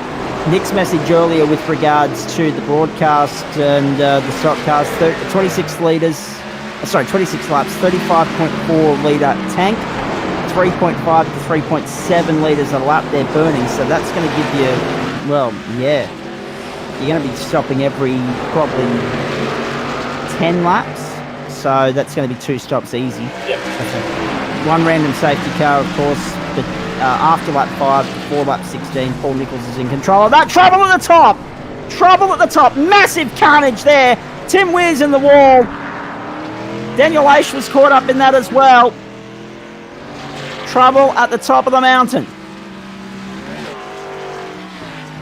And that's about the 14th incident we've had in 4 laps. Oh boy. Nico, I'm not sure if the stock cars are as suited to Mount Panorama as we thought they were 10 weeks ago. I'm thinking the same thing. Look, I mean, the guys at the front obviously doing well, but yeah, I mean, there's Daniel Aish again at the elbow. Yeah, it's not the type of car you want to jump in if you haven't really practiced. Yeah, so it's certainly a different beast. And obviously we're without Chris Whittaker and Trent Lavers, 2 of our custodians tonight, so that doesn't help matters. Daniel Aish now is manually disconnected as well, I'm seeing, so that will be him out of proceedings there as well. I'm just trying to pick up my apologies there, folks. The 173, that's Pete Matson, my apologies, that we were with there, not Daniel Aish, so that's my bad. Again, that's just the difference tonight. I've got different screens running than usual and just getting myself a little bit muddled up with numbers and whatnot, but bear with us, we'll make it work. Brenton Hobson under attack here from Michael Schreier, and Schreier was impressive last week, of course. Hobson sideways out of the cutting, the climb to the top of the mountain. So we're lap 4 of 26. It's a cracking race so far. In terms, if you wanted carnage, you come to the right place on your Friday night, ladies and gentlemen. So Nick's been in the lane, of course. Pete Matson's visited the lane. Well, he's in there now. Tim Weir's in the lane. And, of course, we've had Daniel Aish and Simon Ferris, Corey Bourne, all parked up. Non-starters in Josh Millard and, obviously, Paul Nichols. We knew he wasn't starting.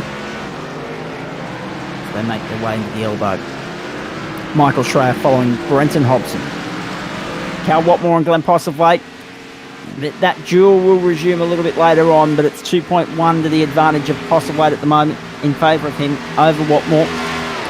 Doing a very nice job as they head down Conroy. Get the feeling with the field already spreading this far out that it could be a long 26 laps, Nico, but that caution will hopefully liven things up.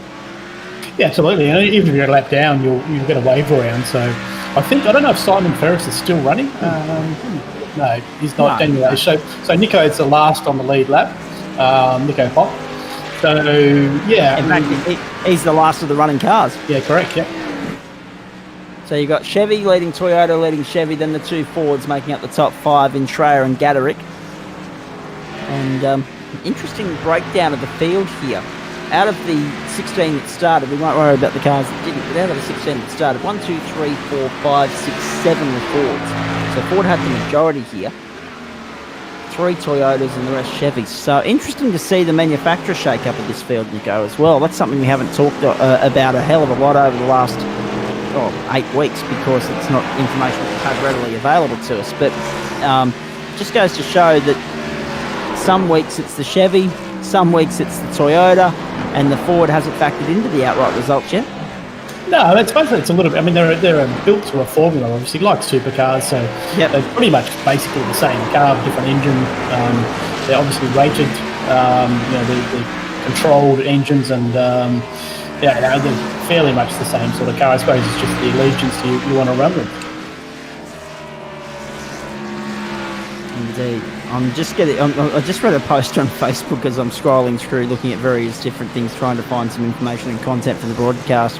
And I saw a post that said, I guess this will be, from the Broncos, I guess this will be the coach's fault as well. They're already down 12-0, it's only 18 minutes in, so it could be a very long night for Brisbane against the Sydney Roosters. We'll update you on the NRL as the night goes on, ladies and gentlemen.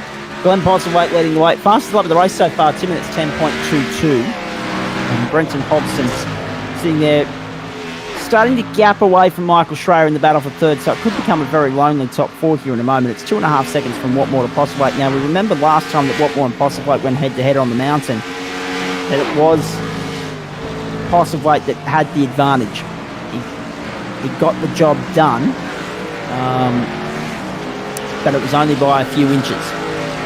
So we know that they are very evenly matched around here, and we'll wait and see what goes on in the closing stages tonight. Is Watmore saving something for later, or has Postlethwaite just found an extra gear compared to what he had a few weeks ago?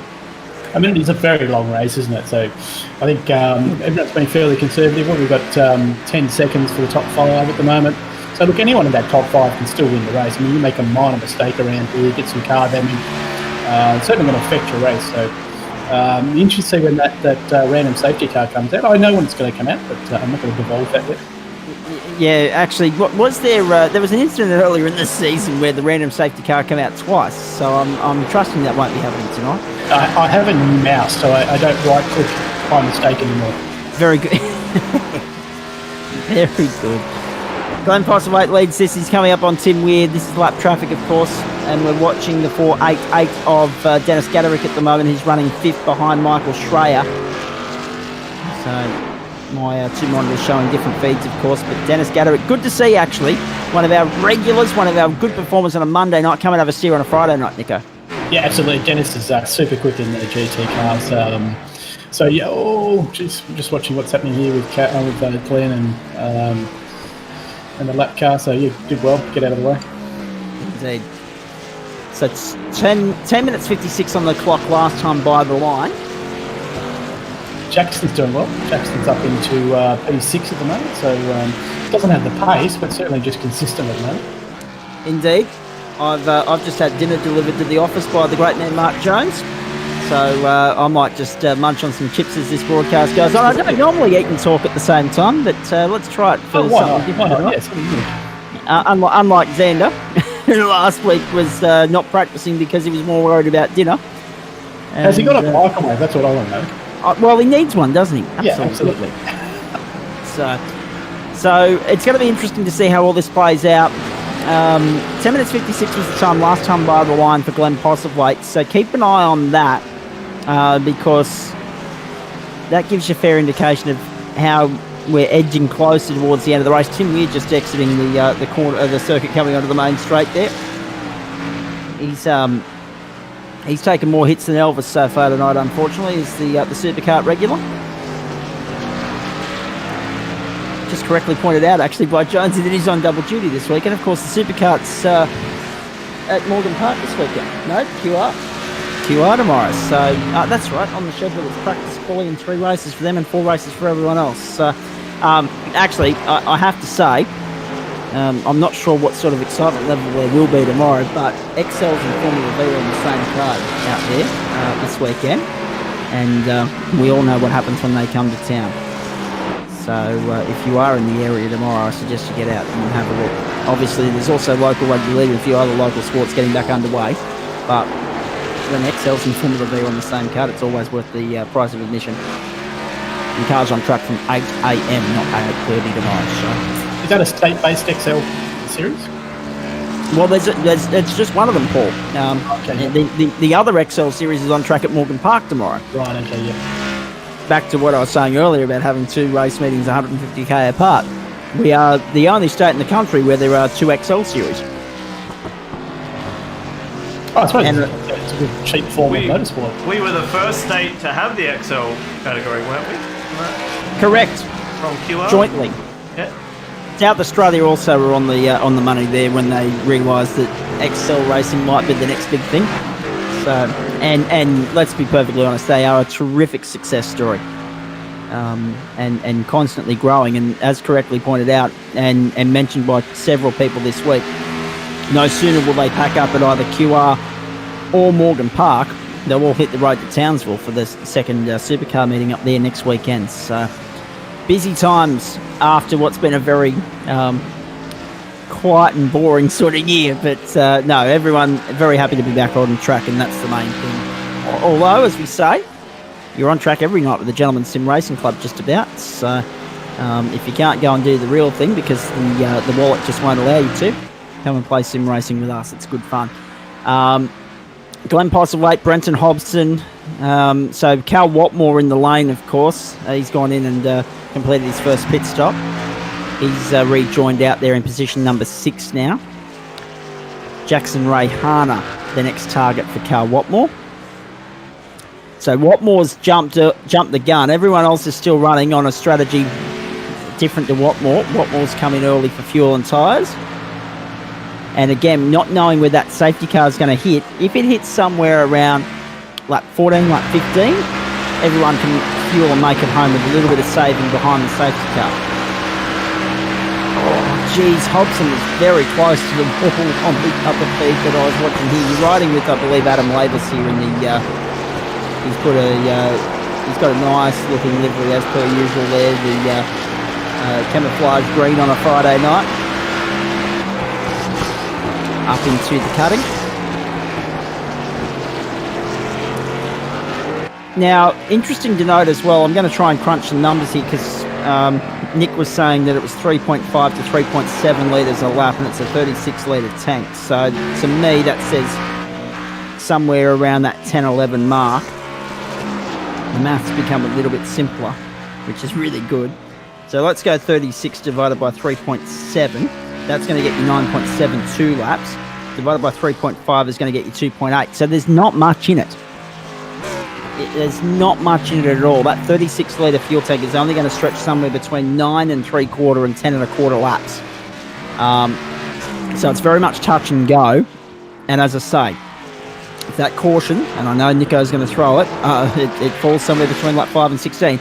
If it falls to the back end of that, oh dear.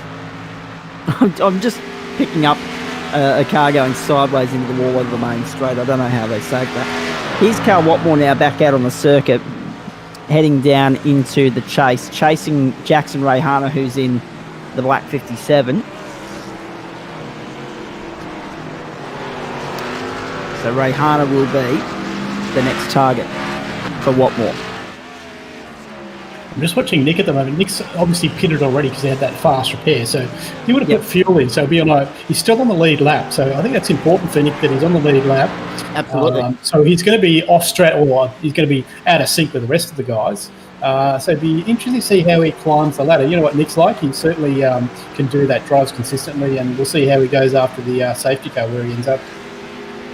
Is that the gauge you're getting, Nico, that if the safety car was to fall between 12 and 10 laps to go, like it did last week, everyone will fuel up and get home because they'll do a little bit of saving along the way? Yeah, absolutely. And if it's around that number, I would say that there's some people. I mean, Nick doesn't know. I only know what the number is. You could. The number that I have in my head, it's possible, but difficult. Okay, copy that. So we might see. That's interesting because if it falls outside that window, there could be green flag pit stops in the final 10 laps, and that's important to note as well. Yeah. So Glenn Postlethwaite, Brenton Hobson, Michael Schreier, Dennis Gaderick and Jackson Ray Hana are the top 5 at the moment. You're watching Cal Watmore chase down and put a lap on Tim Weir. Should point out as well, as far as that's concerned, just he and Brad Stroyescu are a lap down at the moment. Corey Bourne out of the race, Cohen Allard out of the race. So just the 12 cars, 12 cars, 11 on the lead lap and 13 in the race still. I was one either side. On to Conrod one more time.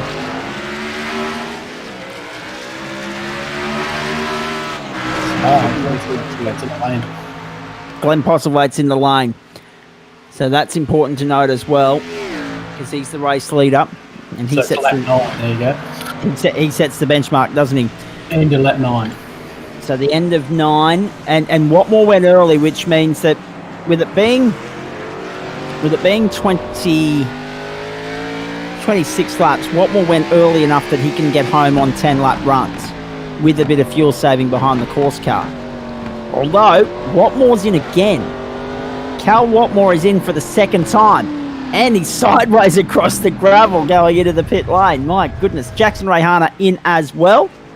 Now, Cal Watmore's all of a sudden going to turn this into a 3-stop race, Paul. Yeah, interesting. I'm not sure why. Maybe he's getting repairs. I'm not sure. Because that is not his first stop. Yeah, I'm watching his car now. I'm just going to see what he does with the car. Glenn Postlethwaite's been gone, come and went. His advantage at the moment, somewhere in the vicinity of 7 seconds. Dennis Gaderick now the effective race leader, but he's yet to pit. So, yeah, it's very interesting. Obviously, Postlethwaite couldn't have been at a point where he might have been at a point where he could have got one more lap out, but knowing that it's a 2-stop race, why run the risk? However, at the opposite end of that, it could also be strategic play. Yeah, absolutely. I mean, he threw some tyres on the car, so yeah, interesting. I don't know why. I don't think he's got enough instant points to have to serve penalty, so definitely not that. No, this is very true as well. Now, I apologise to everyone at home. I've lost the live feed on our Facebook page, so I haven't been looking at the comments. I'm going to dig that up now as we continue here. And we hope you're enjoying Friday Night Motorsport for the Gentleman Sim Racing Club on Do a Drift Esports. Robert Hazeldine's team doing great work there as per usual. Across the top of the mountain we go. Jackson's got his pink livery on. Looks fantastic. Jackson Rayhana. Actually, well, I was going to say, that was showing... See, this is the problem. My trading paint's clearly not working again here. He was showing as a black car on my other screen, and obviously this is pink and white back in action there right now. Now, it's important to note, you mentioned him, obviously, Dennis Gaderick now in the lane as well. That's important to note. Glenn Postlethwaite, Brenton Hobson, Michael Schreier, Adam Lavis, then Cal Watmore. Rayhana sitting 7th, so he stopped as well. Tim Weir going back into the lane. But yeah, you're right. Rayhana's well placed, Paul. He's going okay. The 91 having a spin at Murray's. That's Brad Stroyescu as well. You're watching Jackson Rayhana come through the chase. I apologise, folks. I loaded up a Gentleman Sim Racing Club feed, and it was the wrong one. It was something from last week from Virginia. So the Facebook page, I was about to look at the comments and what was coming in there. No point.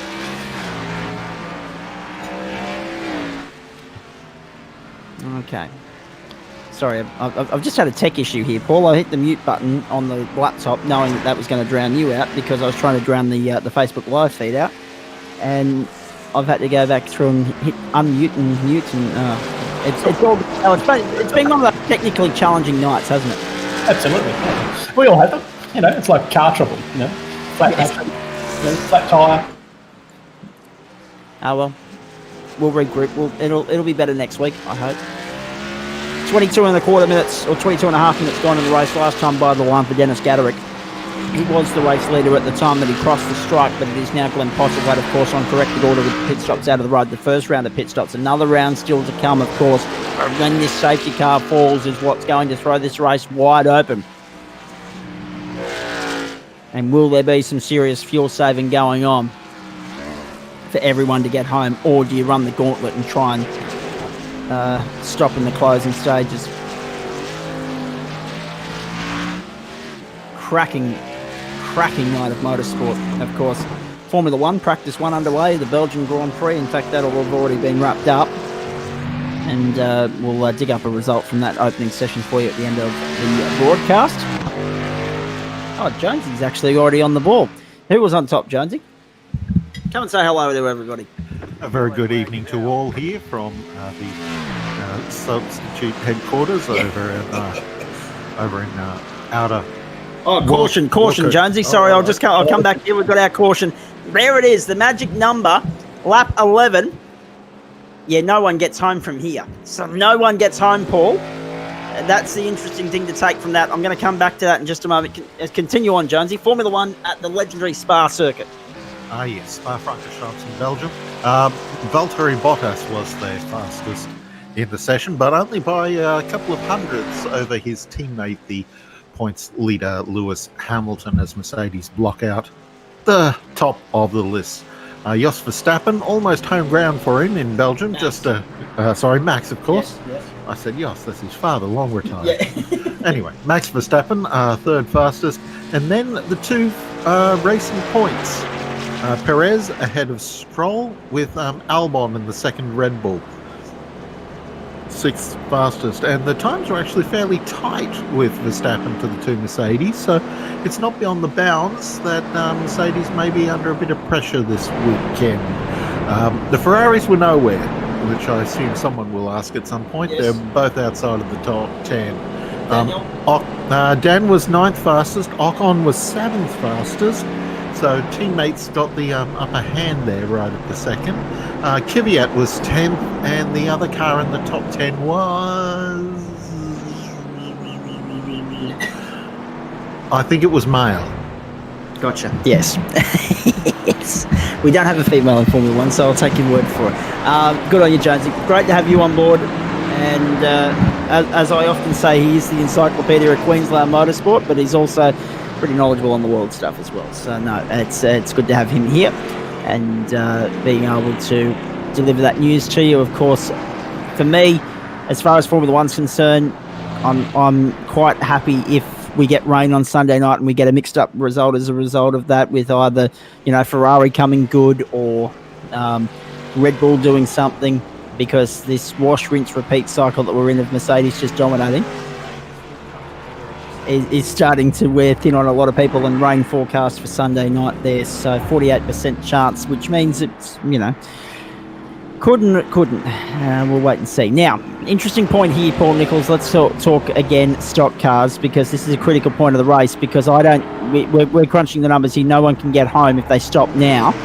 So the way I see it, it's best to just stay out there, follow the safety car around, and then pit splash and dash style for maybe 6 or 7 laps at the back end. Yeah, look, everyone's in the same boat, aren't they? So I've just waved around 3 cars, so they'll be on the train at the restart at the back of the train. So look, everyone's in the same boat. So interesting to see. I think Nick might have a bit of an advantage because you will need less fuel, I'd say. But we'll see how it goes, see how it pans out. I actually missed it, but Jonesy just picked up. Who was riding the wall there at the elbow? Did we pick up who that was? Timmy Weir. He hasn't had a good night. His car's a little bit beaten up. No. It looks good until it hits the racetrack, unfortunately. But again, this comes back to, and Jonesy will attest to this more than anyone, Tim Weir, when you put him in a supercar, he's as good as anyone in the world. But that transition again from something like a supercar to a simulator, it's not easy. Absolutely not. I mean, these cars, I just don't even attempt to drive them. They are too much power, no downforce. They don't want to turn. They don't want to stop. You sound like Brady McHugh when you come in to say exactly the same thing. He gave a critical critique very much similar to that about 3 weeks ago. Oh, Timmy's around again. Oh, dear. Right. Cal Watmore's in the lane. That's interesting. Following him in was Pete Matson. So, interesting. Lights are out, so we'll be going green after this one. That's a hugely interesting strategy from Cal Watmore, because that's going to turn it into a 4-stop race almost. Well, whether he thinks he can get home, I don't know. Can you save that much? I mean, as I said, we were crunching the numbers based on what Nick was giving us with 3.5 and 3.7. The best economy you can hope for before you go into fuel saving mode is 9.77 to 10.28 or something like that. So it's only half a lap of difference there between your best fuel economy and your worst fuel economy. So it's not much wiggle room. No. The interesting thing though how much fuel saving can you do? Because let's be honest, to get home, we're only at half race distance. So if he's only getting 10.2 out, he's got to save 3 laps of fuel somewhere along the way here. I mean, yes, they are not the easiest car in the world to save fuel in, and Bathurst I wouldn't think is the easiest track to save fuel on unless you're behind the safety car. So I think this is going to be a 4-stop race for Cal, which is extraordinary. Yeah, it definitely looks like it. Yeah. All right. So He thinks he can save 3 laps. I don't know how he can do that, but anyway. Well, this is right. We'll just hit half race distance in terms of the clock next time by. In terms of the laps as well. So we'll be half race distance. It'll be about 62, 63 minutes of racing again, as it was last time round. And hopefully we'll get the Postlethwaite Watmore show at the back end. But with Watmore playing this strategy, I just don't know. Could it be a strategic move because of the fact that right now he can take 4 tyres and not lose time because he can catch up to the safety car because of the exceptionally hot track temperature? That's another point to note as well. Yeah. And just reminding everyone who's tuning in, 39 degrees on track, 32 in the sky at the moment, according to the sim time of 5:27 in the afternoon. Well, he definitely did tyres, so there you go. Jonesy just pointing out something here in behind me. You were talking about Matt Campbell in the 12-hour, mate.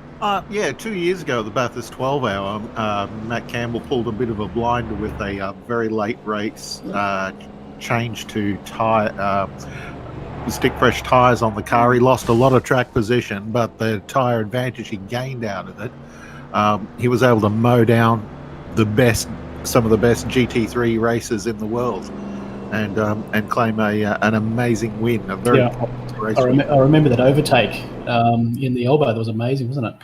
Absolutely, around the outside, wasn't it? So, No, down the inside. That's right, hugging the wall. Yeah, I know we've seen them both ways there at the elbow. They are brave when they go around the outside, no doubt about that.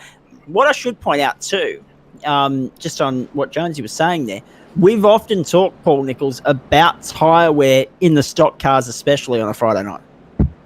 Yeah, absolutely. They certainly chew the tyres up. On this track particularly, your right side tyres are certainly going to take a beating. I think that's what Cal did. By the look of his I just watched his replay. He's thrown a full set of tyres on the car. And we're at the right end of the year in terms of Bathurst for heat to become a factor, because last week they had bloody snow, and this week, in terms of the sim time, I should say, this setting is for summer, the late spring month of November. So that's where the heat stems from. If it was set to current time, the track temperature would be about 0 based on what Bathurst is. Anyway, lights are still on the safety car. I thought we were going to go green this time around, Paul, but we're going to go around one more time. So that's going to chew a little bit more time out of this race here. Well, the lights are out on the safety car, so I'm not sure why we're doing another lap. That's weird. I didn't throw another caution, so don't know. That's weird. iRacing. That's iRacing for you. Sometimes they just throw us a curveball. The lights, as they come across the line there, you can see them going into the hell corner, flashing, and now they go off, just going into hell corner there. So, yeah, that's very interesting. So a 3-lap caution becomes a 4-lap caution, and just choose a little bit more time away. Reminder, of course, we'll have a couple of these drivers coming for a post-race show tonight, post-race chat. Cal Watmore, Glenn Postlethwaite, Brenton Hobson, they'll all be usual protagonists. And then, of course, Jackson Rayhana and hopefully Dennis Gaderick will come and have a chat as well. Nick will be back too. We'll run you through driver of the night and everything else. I can tell you what won't be getting a vote of confidence tonight, and that's Windows. Windows updates, yes. Yeah, exactly. It's been one of those, not fair income. Reminding you, of course, folks, while we've got the chance, plenty of great action coming up for the Gentleman Sim Racing Club. Plenty of great action coming up as far as motorsport is concerned in general. Of course, this weekend alone, Daytona on the Oval for the 400. The IndyCar Series doubleheader at Gateway. Formula One, Belgium. World Superbikes are back on track in Aragon, Spain. Supercars Townsville, Morgan Park, and also QR in action for local state-based stuff. First round of the QRDA, the Motorsport Australia Championships out there this weekend. What's the full name of that event? Are you talking about the Queensland Racing Drivers Championship or the Queensland Racing Driving Championship? Which one? I'm not sure. I believe it goes... Because I've heard QRDC both ways over the years, Rob. But I do believe it's driving according to the banner. So that's on. So QRDC round 3 at QR, and of course the Motorsport Australia Championships at Morgan Park, the opening round of that series, because they were due to start at the end of March and then had everything fall to hell because of COVID. So Actually, the promoting club this weekend is the QRDA. yes, just to make it any more confusing for people out there, as Jonesy just correctly pointed out, the QRDA, just to mix it up with QRDC, of course, they promote the event out at Morgan Park, which is the Queensland Racing Drivers Association. And the Warwick 1000, Brett Batterby and his team doing great work out there. So we regroup here as far as SimWorld stuff is concerned. As far as the Gentleman Sim Racing Club is concerned, Monday night, Imola, GT Series 45-minute race there. Looking forward to that immensely. On Wednesday night, we head to Watkins Glen for the up-and-comers, and then also the GT4 and TCR. And then, on the back end of all of that, next week, Friday night, Production Cars, Oran Park, because iRacing still has that blessed venue very much alive and well. And then we go to Road America for the stock cars. So we go from one long circuit to another for the stock cars next week. Hey, Zach, isn't it interesting? I don't know if we really discussed this at Oran Park Yes, Robert. before, but isn't it interesting how sim racing's got this ability to kind of become like a library of history that you can interact with? For these tracks that shut down. It's sad to think that this may be the only way we get to race on some of these tracks. That is very, very true, mate. I echo that 100%. But if there is a way to keep the legacy running, I'm glad it's sim racing. Absolutely. I mean, we've got video archives and everything else, but at least it's sim racing. Nothing beats getting out there and doing it yourself. 100%. About iRacing, I had the fortune to drive on Oran Park when it was still a racetrack, and you jump on the sim and drive around there. It's like you're actually there. It's the undulations. It's an incredible track, incredible racetrack to drive on. So, well done to iRacing to keep that heritage alive. Indeed. Let's go back racing, folks. Nico, the $64 million question: who wins it from here? Oh, geez, that's a tough one. Yeah, it is. It is a tough one. I mean, God. I mean, yeah, my man Hobbo, he's there or thereabouts, I'd say. Indeed. Nice restart from Glenn Postlethwaite. Got the job done early to hold the line into hell corner. Pete Matson's gone round at 1. He was helped, though. I think it might have been Brad Stoyescu getting into the side of him there, so not the first time tonight those two have come together. Oh dear. But at the front of the field, everyone's still safely running away. Don't forget, of course, folks, we need to thank the great people of Central Coast Subaru, LJ Hooker Game Dart and Oculair for their support, and also Flash Graphics of the Gentleman Sim Racing Club and Do a Drift Esports. The aerial shots there you saw a moment ago, courtesy of the great people at Oculair. Up over the rise to the top of the mountain. This is, of course, lap 15 of the race. Postlethwaite, Hodgson, Schreier, then Dennis Gaderick there in 4th place. Then, of course, a little gap back to Jackson Rayhana, Adam Lavis, Connor Brown, then Nick, Cal Watmore in behind them. Now remember, if we do have an accident that requires the course car, it can only be thrown this lap or next. Because after that, the final 10 laps, as per regulations with the Gentleman Sim Racing Club Stock Car Series, we go caution-free on the run home, which is vastly different than real-world experience.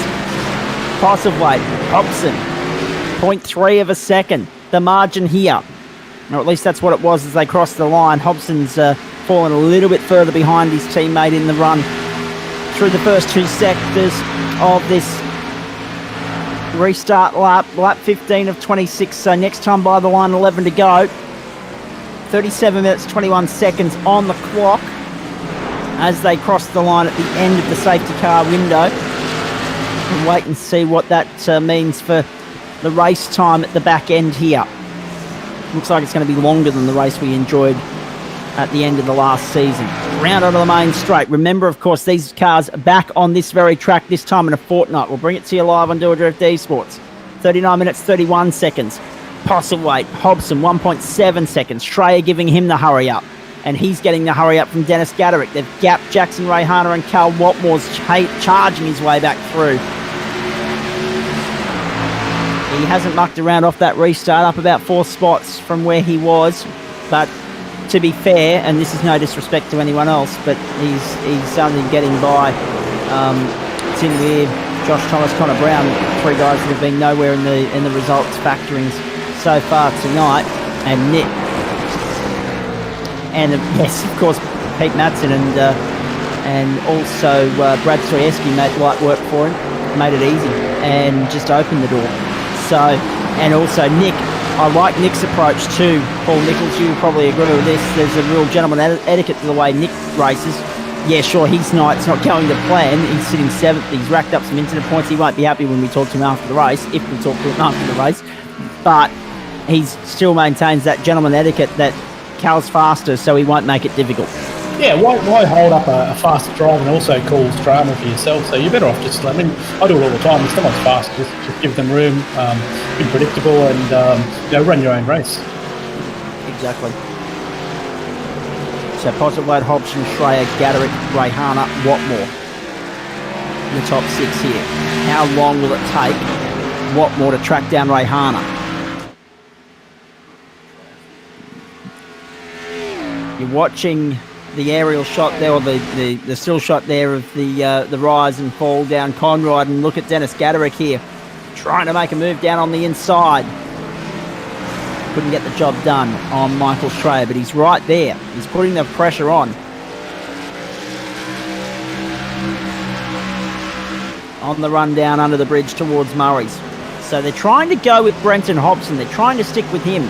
They're doing an all right job of it. But all the meanwhile, Glenn Postlethwaite's building his lead at the front of the field to 2.4 seconds. Across the line we go. So this means 10 to go now. So 62 kilometres of this magnificent mountain left to climb. Glenn Postlethwaite's lead is 2.5. If they let him get away, they won't claw it back. I promise you.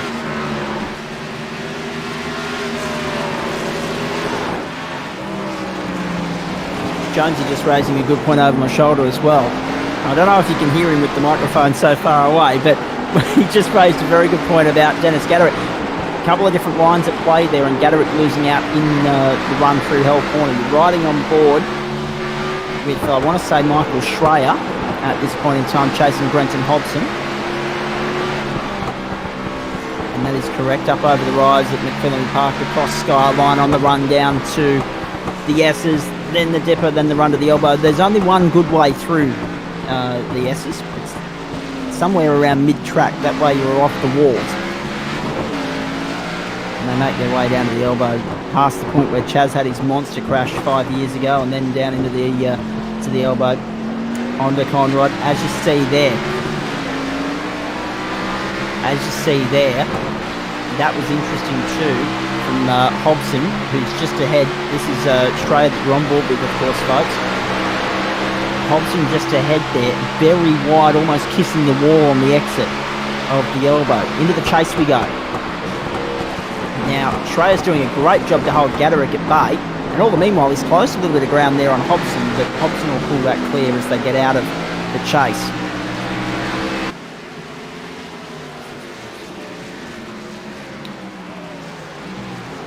Ooh, into the pit lane. We've got movement in the lane here.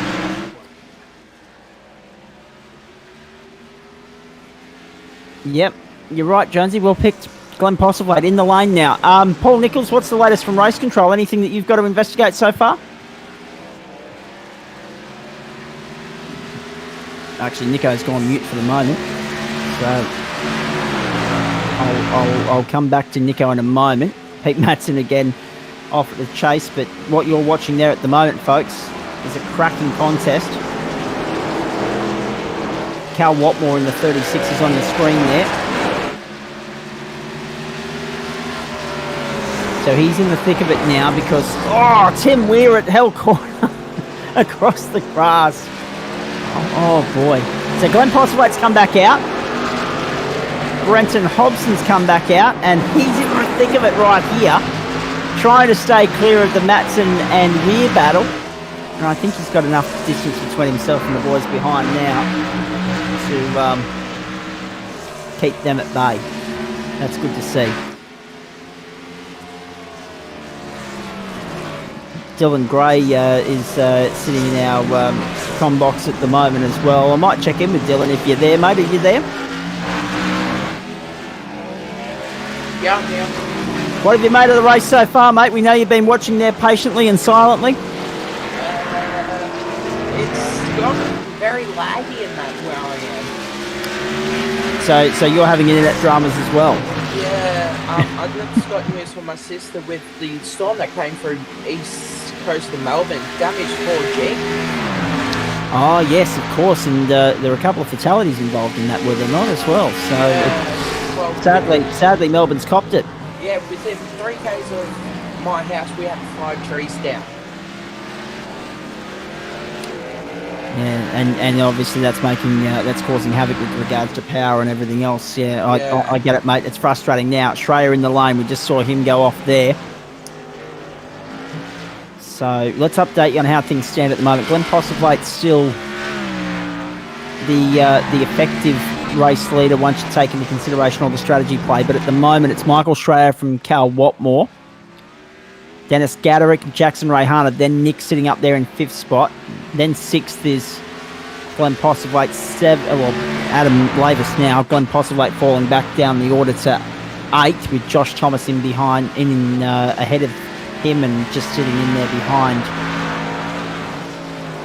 Adam Lavis. So Postlethwaite 8th, Hobson 9th at the moment. And Brad Stroyescu has manually disconnected. So he's out of the race as well. So that brings us down to a field of 12 still running here. And Glenn Postlethwaite now putting the pressure on Josh Thomas. Now, if you were Josh Thomas, you wouldn't want to hold Postlethwaite up. And he doesn't. He moves straight out of the road. He made that very easy for Postlethwaite to get across.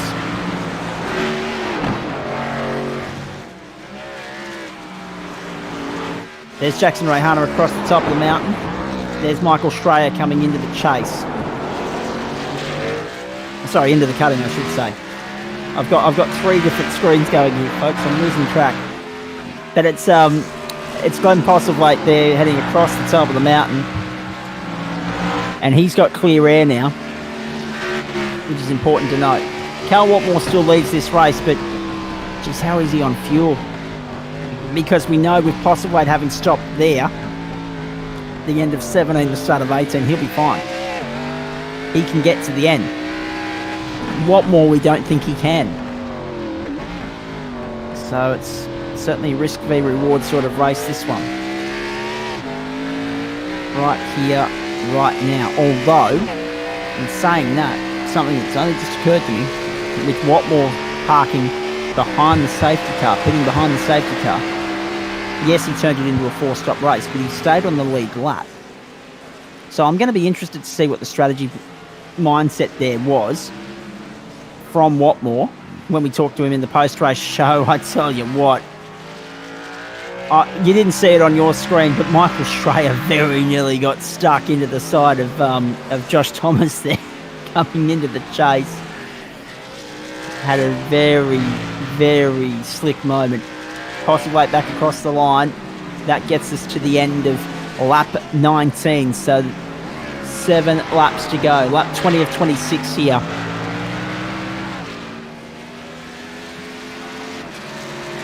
Hobson's second. So the point that I wanted to make was Watmore's only downfall here at the moment, because everyone pits again under the green, as we established. Watmore's only pitfall there was track position at the restart. Where he comes out in relation to Glenn Postlethwaite after his pit stop will be very much evidence of how much time he's been able to make up, assuming that he took 4 fresh tyres in that stop, as Paul Nichols said.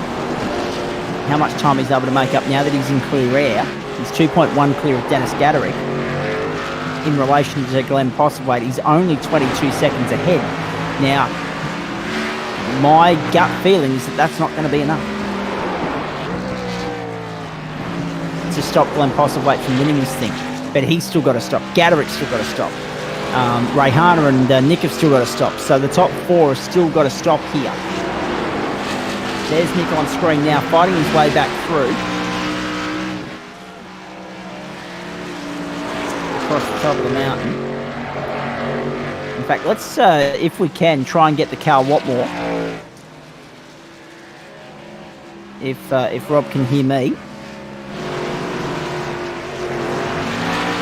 Out onto Conrod they come, because he's just coming up there on the tail of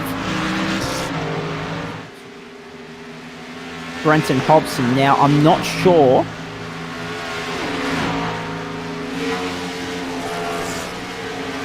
this will be for position here. This will be for 6th and 7th, because Watmore has pitted and we didn't see that last time around while we were looking at all the other things going on. So Watmore has pitted now. So this order's about to redirect itself and fix itself up for us. Postlethwaite, Hobson, Watmore, Lavis. Yeah, Adams Lane as well. Adam Davis. Oh, there you are, Paul Nichols. I wondered where you got to. I had a pit stop. Sneaky one at that too. Well done. Now, it's interesting because we're talking about the Watmore strategy. He's now only 3.4 seconds off the lead of this race. So,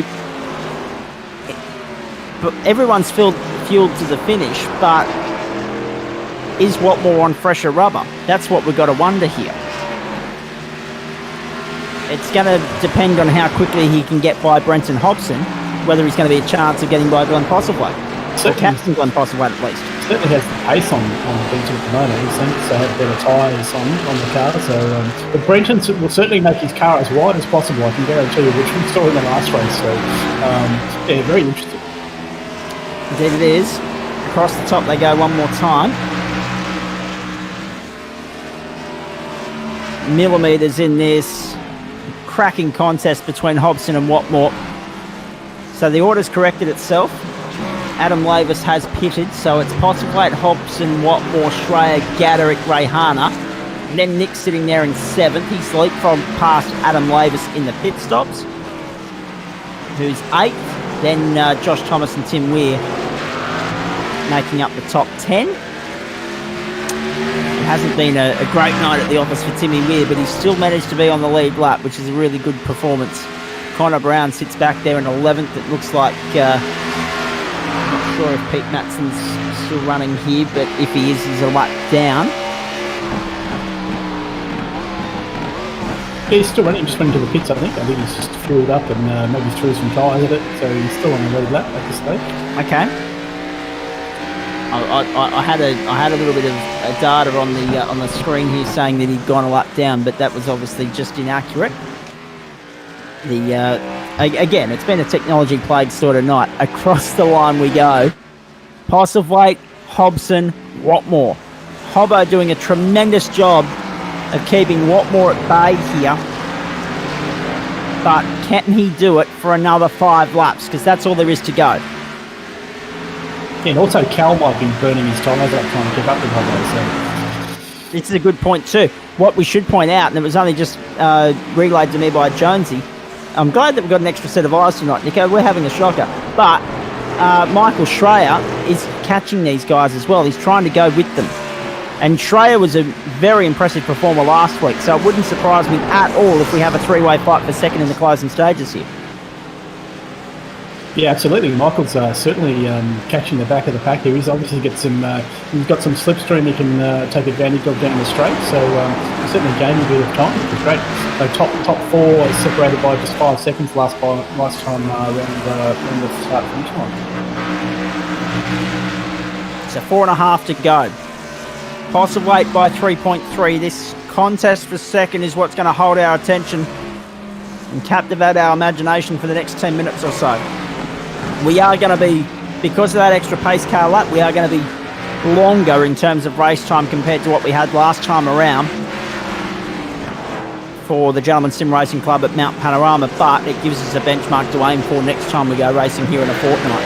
Quick turnaround, of course, only Road America next week, then back to Bathurst.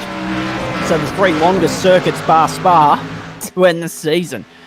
As far as sim racing and season 2 of 2020 is concerned. Have they released the new calendar yet, Nico, or not? Not officially, no. We plan to do that. We're just waiting for iRacing because we're going to follow quite a few of the iRacing official series, the VRS series for most of our series. So we're waiting for that to be released, and then we're going to release the full calendar.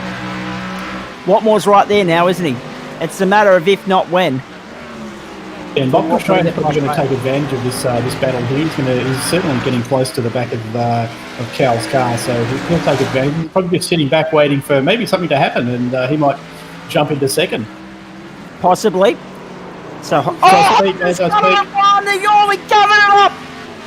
You had to take your eyes off it for a second because you thought it was going to end in disaster, and here comes Michael Schreier through the middle. Can he squeeze it through the middle? No, they can't go 3 wide, surely. That'd be madness. Oh, they're going to hold the line here. He is he? Hobbo's going to try and hold it on the inside, and one more around the outside at 2. That invites Schreier into the mix. Dead 3 wide on the run to the cutting. And Hobson holds on in all of that. Now Schreier's on the outside through the cutting, and he has to yield as well. So all of a sudden, all hell's broken loose here. 4.2 the margin. Postlewaite's just clearing out. Forget about it. He's going to get the job done here tonight, barring a minor disaster. But all our eyes and focus, very rightly, is on this battle for second. I'll tell you what,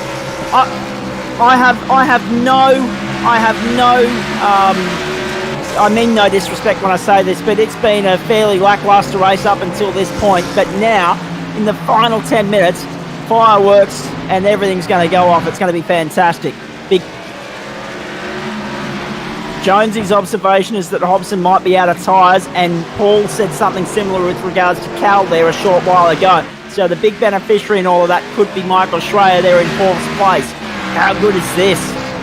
And let's not forget that Dennis Gaderick is closing in on these guys as well in 5th place. But I don't think he's going to be close enough to factor in after the next 4 laps. And Jackson Rayhana's too far back. He's got to worry about Nick, who's closing in on him in the battle for 6th at the moment. So let's just focus on this. Such good contest. Hobson, then Watmore, then Schreier.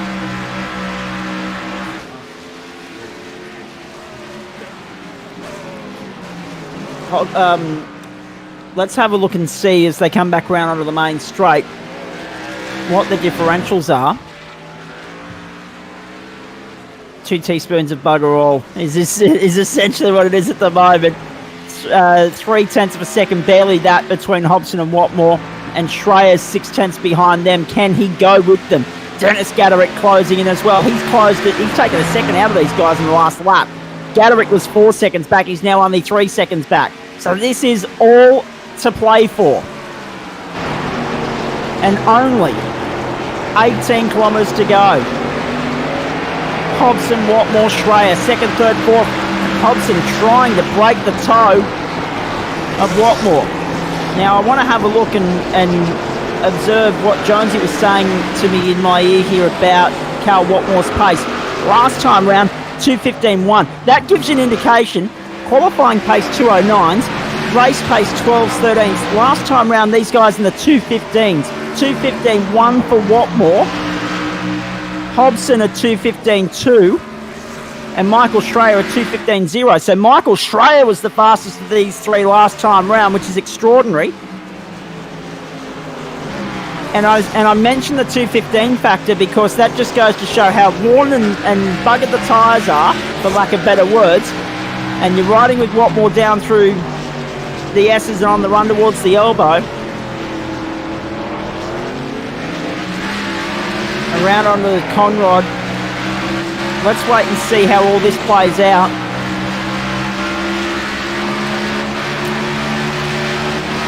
Because the shelf life of the tyres is shot. They're fighting with it all the way to the finish, and there's just 2 laps to go when they get back to the line. I suppose it's about when your tyre hits that cliff. So it'd be interesting to see how Brenton and Cal go. I think Michael's doing a very good job at the moment, just conserving his tyres. So.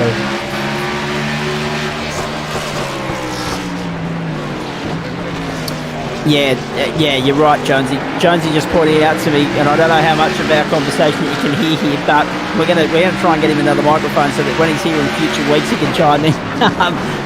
but what a critical point here, Paul, over the next 2 laps is going to be that run out of the elbow. That seems to be where Michael Schreier's losing out on these guys, but then he finds a way to fight back and claw back that ground.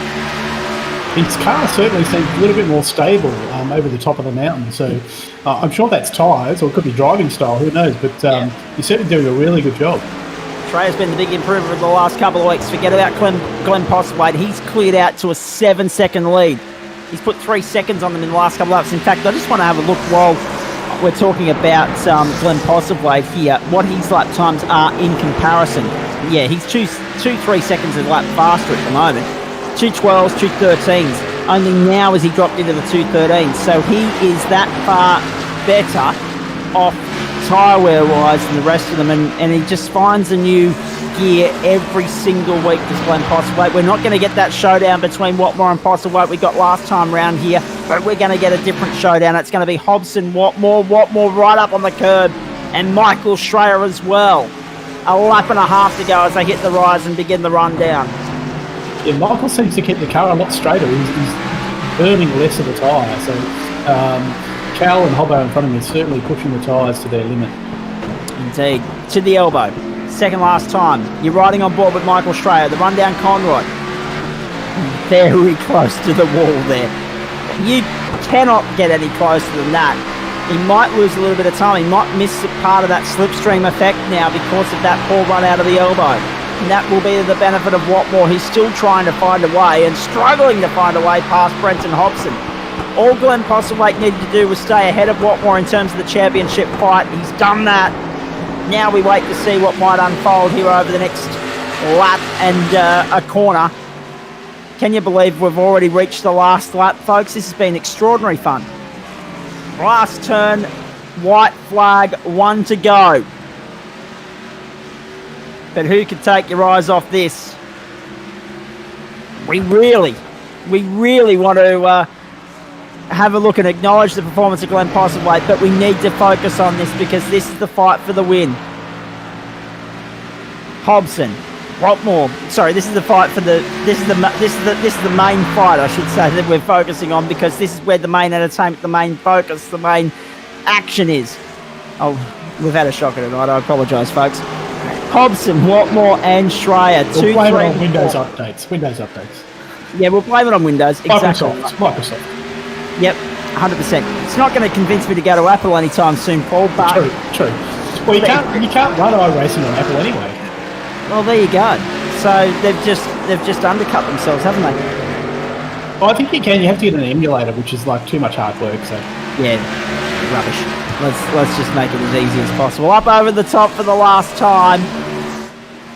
We'll acknowledge Glenn Postlewaite in a moment, but we need to see if Watmore can find a way by Hobson, and he's giving it absolutely everything, hugging the curbs, using all the track and a little bit more. But now it's a one-line groove down through here. The next 8 turns, 7, 6. We run down to the elbow.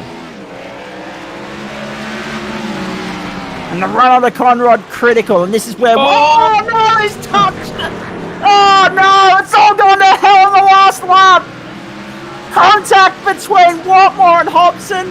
Watmore will do the right thing here, and I think he'll redress. But that will allow Michael Schreier through. But Schreier's just following at the moment. Is Watmore going to just cop the penalty? Is there going to be a penalty? We'll wait and see. Glenn Postlewaite's going to get the job done, folks. Look at that. The showman of Friday Night Motorsport on Do a Drift Esports. Last turn, checkered flag. Brenton Hobson's going to come through in 4th place. So it's the team going 1 and 4. But Glenn Postlewaite gets the job done on the mountain. Watmore 2nd, the run to 3rd. It was Hobson. Hobson got back by Schreier. Now, oh my goodness gracious me. You couldn't look away from any of that. Glenn Postlethwaite, another win. He's first in a few weeks. He needed that. The showman, as I say, Friday Night Motorsport, getting the job done. 1 hour, 4 minutes and 20 seconds. And he looked unstoppable tonight. It's the best he's looked in 3 weeks. He was unbeatable. And he certainly set out and proved that. 6.8 seconds in the end. I'm still blown away by the contact between Watmore and Hobson. Not only the contact, but the fact that Hobbo then come back and got third with only 5 corners to go. Yeah, I just Cal just called out in Racecom saying I think I'm going to jail for that one. Oh, okay. So he's accepting responsibility. I'd say so, yes. Well, again, from the angle in which we were looking at it, it was hard to read, but it looked like if you were to read it and try and judge it, you'd say there was contact, because that's an area of the circuit where Hobson normally doesn't lose it. And obviously Watmore being Taylor as well was kind of an indicator. But he tried to redress, and then he wasn't going to be able to because Michael Schreier was coming through, so it would have been 2-spot loss and everything. Yeah. I'll let you sort that in race control, Nico. Good luck. Yeah, we'll definitely have a look at that. But, I mean, I had a quick look at it. I mean, it looks like, Cal certainly punted Hobbo, but we'll definitely check that out. Yeah. It was a fair send. Hey, Mark Jones, since you are still here, mate, and it's great to have your company on a Friday night. It's been a while since we've sat in a commentary booth side by side. But with regards to what you've seen here, sim racing's been the big winner, the great escape for motorsport people in 2020.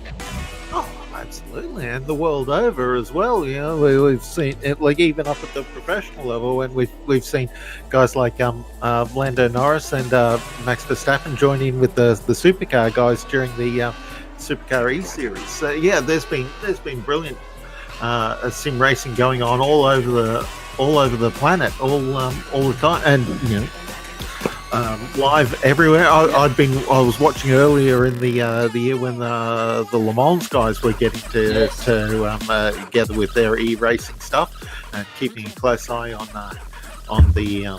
Warwick's favourite son Matt Campbell racing in his 911 RSRs over on the E-Series, and the sim racing's been fantastic. Every time I've dropped in and had a look, I think there was one I popped in and saw one really quite boring race.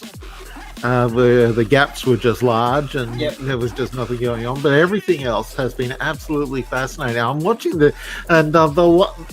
coming into the final corner just there, it was all going on, and Cal had taken a very defensive line into Murray's corner, and that's put Schreier offline, and Schreier, and there was no contact between them, but Schreier's just found himself in an awkward position and put the car sideways, and that's allowed Hobson to jump him at the final turn, and that's where the difference happened between third and fourth.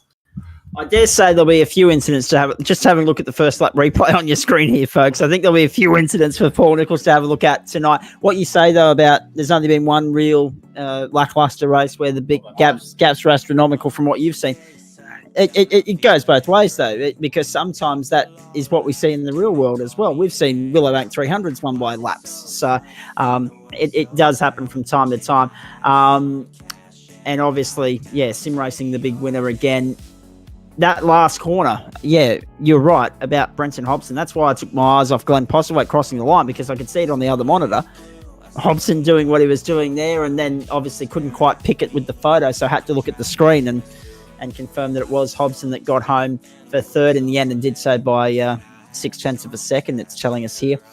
So Cal Watmore second, Brenton Hobson third, Michael Schreier fourth, Dennis Gaderick in fifth spot, Jackson Rayhana sixth, Nick in seventh.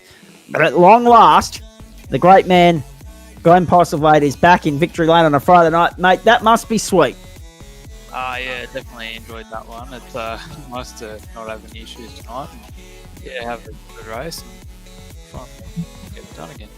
Mate, I think your internet issues have been passed on to the rest of us tonight. It's been one of those sorts of nights in the broadcast booth. You'll find out when you watch the replay. But that was a cracking race, mate. It looked like the two-stripe strategy was always going to be the way to get the job done. How were you on tyres at the end? Because we just were marvelling in how you were able to continue accelerating away while the rest of the squad was fighting with maybe some fuel saving, but most definitely some tyre wear. Yeah, the tyres are pretty bad around there. Like, they wear out a fair bit, but it's I like the car. Obviously, I haven't driven these much around Bathurst, but I like the car to be pretty loose across the top through the high speed section. So if the tyres wearing, I can still hang it pretty fast through the top. It's just obviously the drive off a couple of slow corners, turn one and off Forest Elbow, you obviously lose a fair bit. But yeah, it was obviously lap time wise a big loss, but seemed to be able to manage it pretty well. Just getting words through that our good mate Cal Watmore and Brenton Hobson. I think it was Brenton has only got a couple of minutes to chat here, so I'll come back to you, guy, if that's okay. Yeah, good mate. Brenton, well done. Not only for saving yourself from a monster at the elbow, but then getting back to get third. And it may well work in your favour that they redress that and give you second on official review. I'm not sure what's going to happen there, but your thoughts on the hour that was, and particularly the tough slog that was the fight in the closing laps there, because it was epic to watch. Yeah, I don't think I can lift my arms. I'm that buggered and straight back to the TCR cars, which was, as usual, the dumbest decision ever to do that first. I probably yeah, I'm knackered. That was hard work. These things are not easy to drive on any track, but around here in the hot temps, oh my goodness, it was an armful for sure. That was a good race. Had a lot of fun. Enjoyed it. Obviously disappointed with the result. My biggest disappointment was that I had no incidents up to that point, and I was just desperate to not get any. I knew Cal had, because he had a spin earlier in the race, so I'm racing him in the points. I had 5 points for him there that I knew I was going to get. And that all went down the toilet with a punt. So that sucks, but I mean, it is what it is. We're sort of struggling championship-wise anyway, so it's good fun. That's all that matters.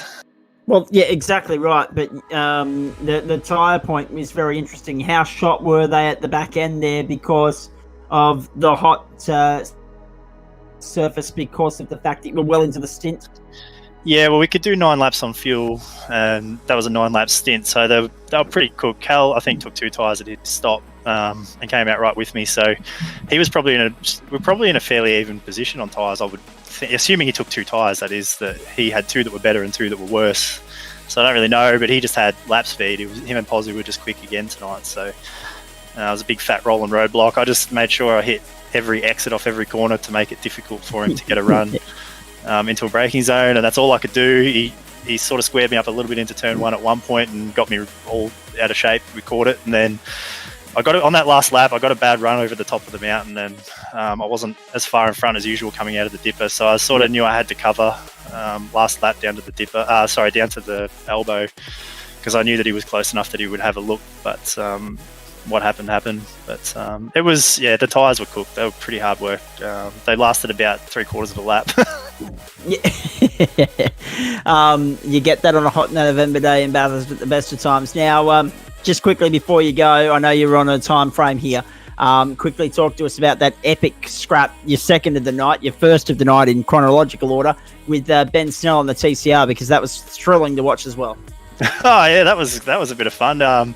Good on him. He got me in the end. I done myself a mischief. I crashed on the first lap, and then crashed about 3 or 4 more times in the next 2 laps after that. So I was looking at my timing, and it was telling me that we had, I can't remember, 16 laps to go, I think it was, and we could do 16 laps on a tank. So I came in, and I rolled out of the lane, and halfway around the first lap, it jumped up a lap. So the pace must have been quick at the front, and it meant there was an extra lap. So instantly I was on the fuel save. I was short a lap of fuel. So that was pretty frustrating. So I didn't have a lot to fight with in that sense. And I saw him coming from 10 seconds back or something straight after the stops, and he was lighting up the timesheets, and I was doing the best I could, but he was slowly getting there. And yeah, in the end, just a lap, that's all he sort of needed. But it was a great fight, good fun. The TCR cars always put on a good race. They certainly do. You're not wrong about that. Now, with regards to Monday night, we're going to Imola, the GTs. Quickly get your thoughts on that. And then also next Friday night, we're off to the wonderful Road America. Oh, okay, cool. Imola, I mean, I've just given up on GTs at this point. We ran at Suzuka, and I had to drive the thing at 150% every lap just to try and have any speed. And you saw what happened with that. I think we spun 2 or 3 times on Monday and just had a horrible night. So, I mean, championship-wise, we're just cooked over there with that as well. So, pretty frustrating that we're going fast in every car, but not going fast enough to win anything outright. But, yeah, at this point, Imola, I mean, it's a track I'm good at. It's a track I like. It's a track I know pretty well, but I'm just stuck knowing that I'm probably going to have to rag the thing to be even within half a second of the guys at the front. So it's just not feasible to do that for a whole race without sort of having dramas. But we'll do our best, like we always do, and try and have some fun doing it. But I'm pretty looking forward to the end of that season, to be honest. Is the Merc updates, the BOP updates that have been plaguing the Mercs the last few weeks a concern for you when you get to Bathurst as well? Yeah, I think so. I mean, I've had really good results here at Bathurst in the Merc the last couple of times we've raced it here. I've got really good speed here in that car, but that was all pre-patch. If there's a track that I'm going to be able to do it, it'll be here because I'm pretty fast around this place. I turned a lot of laps, and it's the only track I've got experience in a GT car as it is from a couple of runs in the Bathurst 12 hour in the Merc in the past. So if there's going to be a track that we can do it, it'll be here. But at the same time, everyone cuts a million laps around this track, so everyone's pretty good here. So, I mean, it's a leveler, and we'll probably be better than at any other track, but so will everyone else. So the outright speed of a couple of the other cars is just... it's killing me over there on the Monday, but regardless of that, Bathurst is just a fun track. We'll probably be all Bathurst out here in a month, but I'm looking forward to it. The GT cars are always good fun around here. They're so gripped up, so hopefully we get in a good race. Rightio, mate. Thanks for stopping by to have a quick chat to us, and we'll catch up with you on Monday night. No problems. Thanks, guys. See ya. Brenton Hobson there for you, ladies and gentlemen. Let's continue the conversation. Cal Watmore, can I ask you the obvious question? What happened? Oh, I don't really know, to be honest. It's a mystery. No, I'm sorry to Hobbo. I got the feeling he might have been just a mega pace on him over the top. Just like he was deliberately, saving his stuff there just to nail the exit out of Forest Elbow. And that white flag lap, I sort of had committed to the move. I was going to do it no matter where he put his car, which is probably the wrong idea, but he was covering the rest of the lap brilliantly. I maybe had another chance down at Hell and Murray's, but I wasn't close enough. And it was my last chance desperation. And it must have been netcode or something, I reckon. Just he spun. I don't know what happened. No, just kidding. Paul Nichols dobbed you in. He said on the broadcast in the post-race while we're waiting for you drivers to come and enjoy us, the comment apparently was, "I'm going to jail for that." Oh, no, that was a totally separate incident. Yeah. Good on you. Hey, just quickly, obviously, second pending the officials and whatever they slap you with, but what are your thoughts on the race that was? Because you had, I believe it was a 4-stop strategy, was it? Yeah, Paul was helping me out, my crew chief, and we didn't have too much to lose by pitting under the safety car. So we put fresh stuff on then, and fought our way through with a bit of cooperation from a couple of guys. Appreciate that. And made our way back up into the fight. But hey, once again, a cracker fight with Michael in the 30 car. He was steaming up on me and Brenton. Must have had 4 fresh ones. I did take 2, and my older ones were reasonably fresh, so I had good pace. That felt really great. My brain finally switched on. I wasn't firing at the first stint. Chasing Glenn, he was just gapping off into the distance. Have to work on that. Quali pace was good, but early race pace I just had nothing. And I saw Glenn did a 9 in the race. That's bloody incredible. Brenton should definitely have 0 incident points, because that was on me. Now, I'm just seeing a moment there where you had a miss at the dipper. I didn't actually see that during the race itself. What happened? That's right. My brain was just not firing, and just had a big overdrivey lose and smack, and ended up pointing at the fence. And had to be careful, watch the F3 for who's coming, and thankfully everyone missed me. I don't even know how much track was left clear, but everyone missed me, and I waited till there was a gap, and 17-point turned out of there. Yep. And obviously that's, that was cancelled out by the safety car, but the fact that you were back in the queue during that, at the end of that caution, that was the difference between you and Postlethwaite in terms of gap when you got to the front eventually. Getting past Hobbo, as we just discussed, proved very, very difficult, and it just wasn't to be the same contest that you had with Glenn here last time around, the same sort of showdown.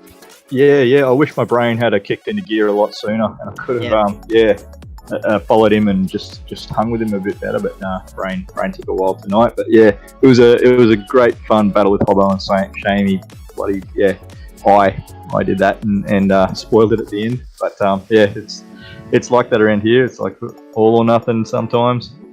But, good fun. All right, mate, stay there. I'll come back to you in just a moment. Let me just go back to Glenn Postlethwaite for the moment. As you say, now that you've got your network issues sorted and everything else, you pass it on to everyone else. We'll get to that later.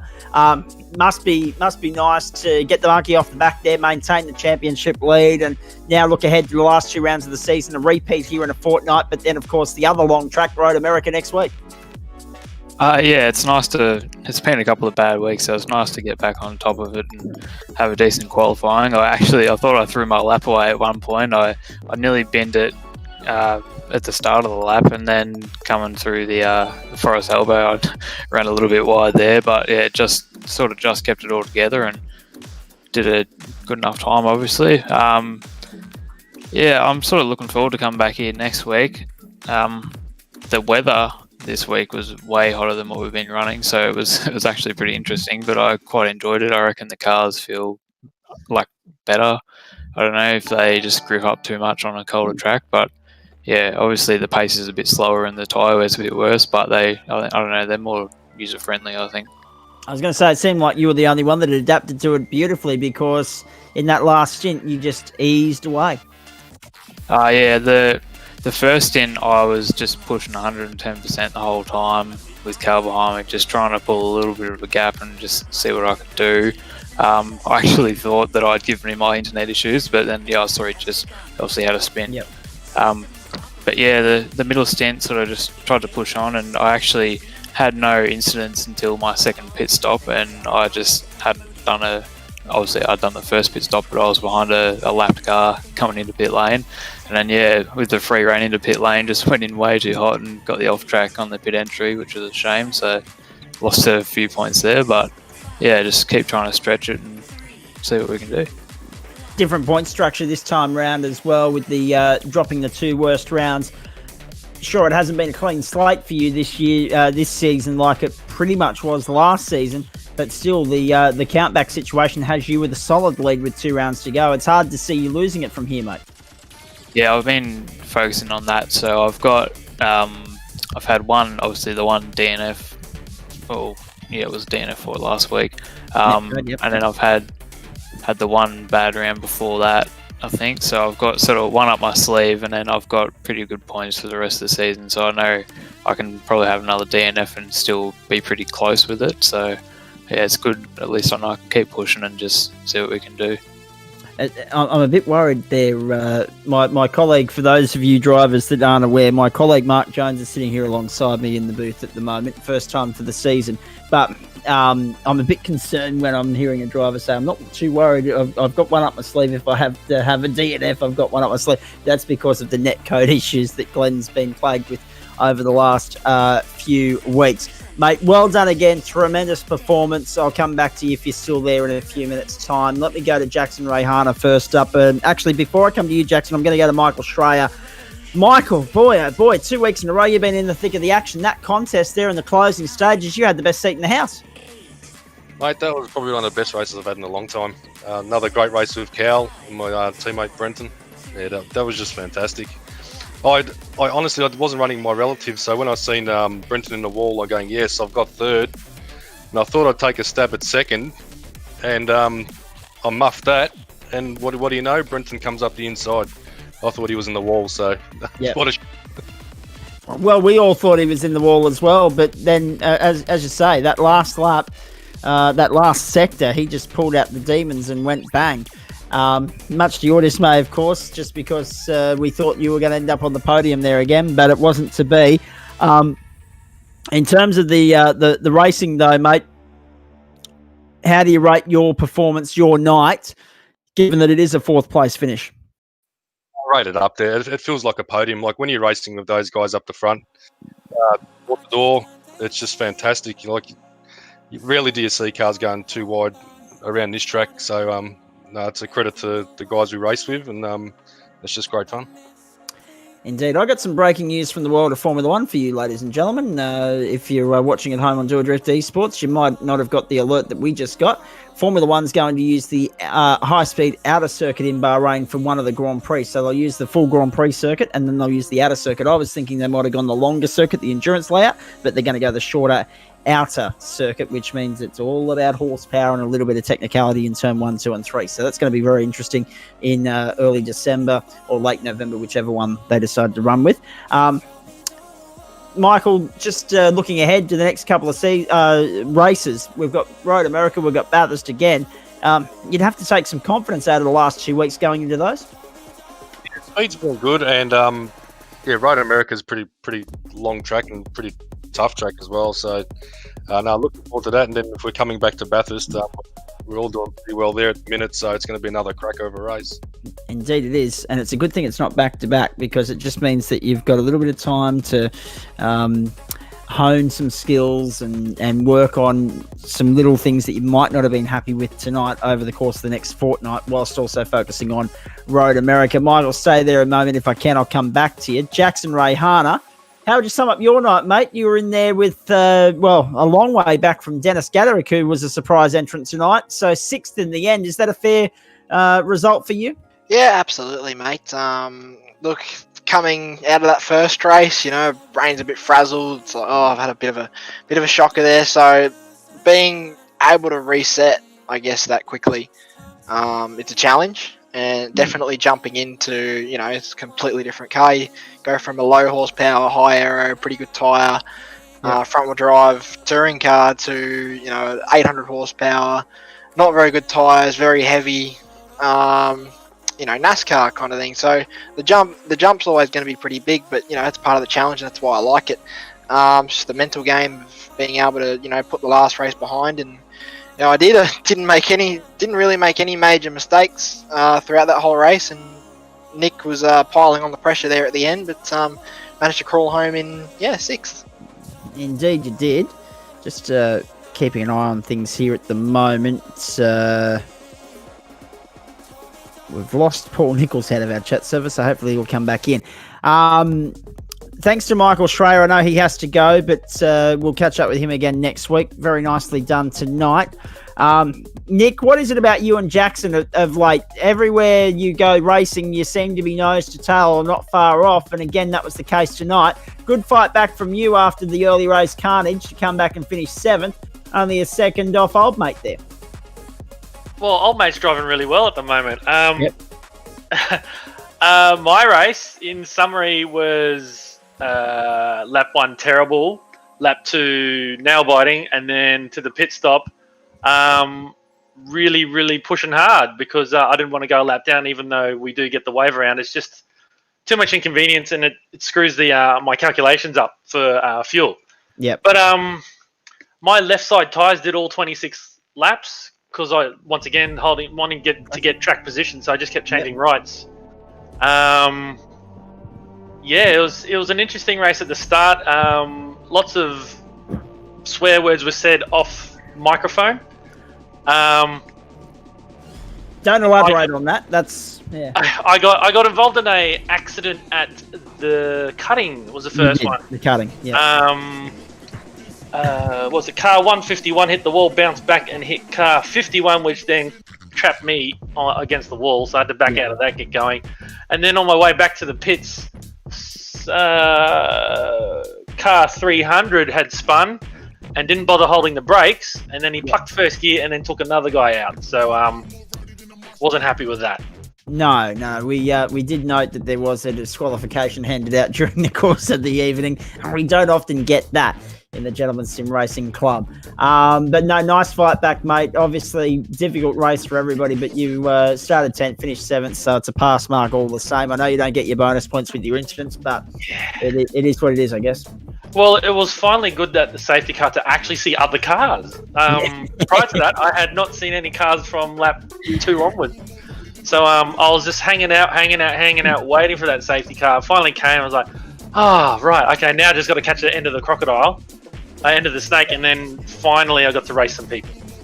Yeah, and you did a nice job of that too when you did, as we say. In fact, just having a look there, folks, just Peter Matson a lap down at the end here. Everyone else at DNF behind him, Skarescu, Adard, Ferris, Ashbourne, and of course Nico and Millard non-starters. Nico not meant to be in there as a racer, but that's okay.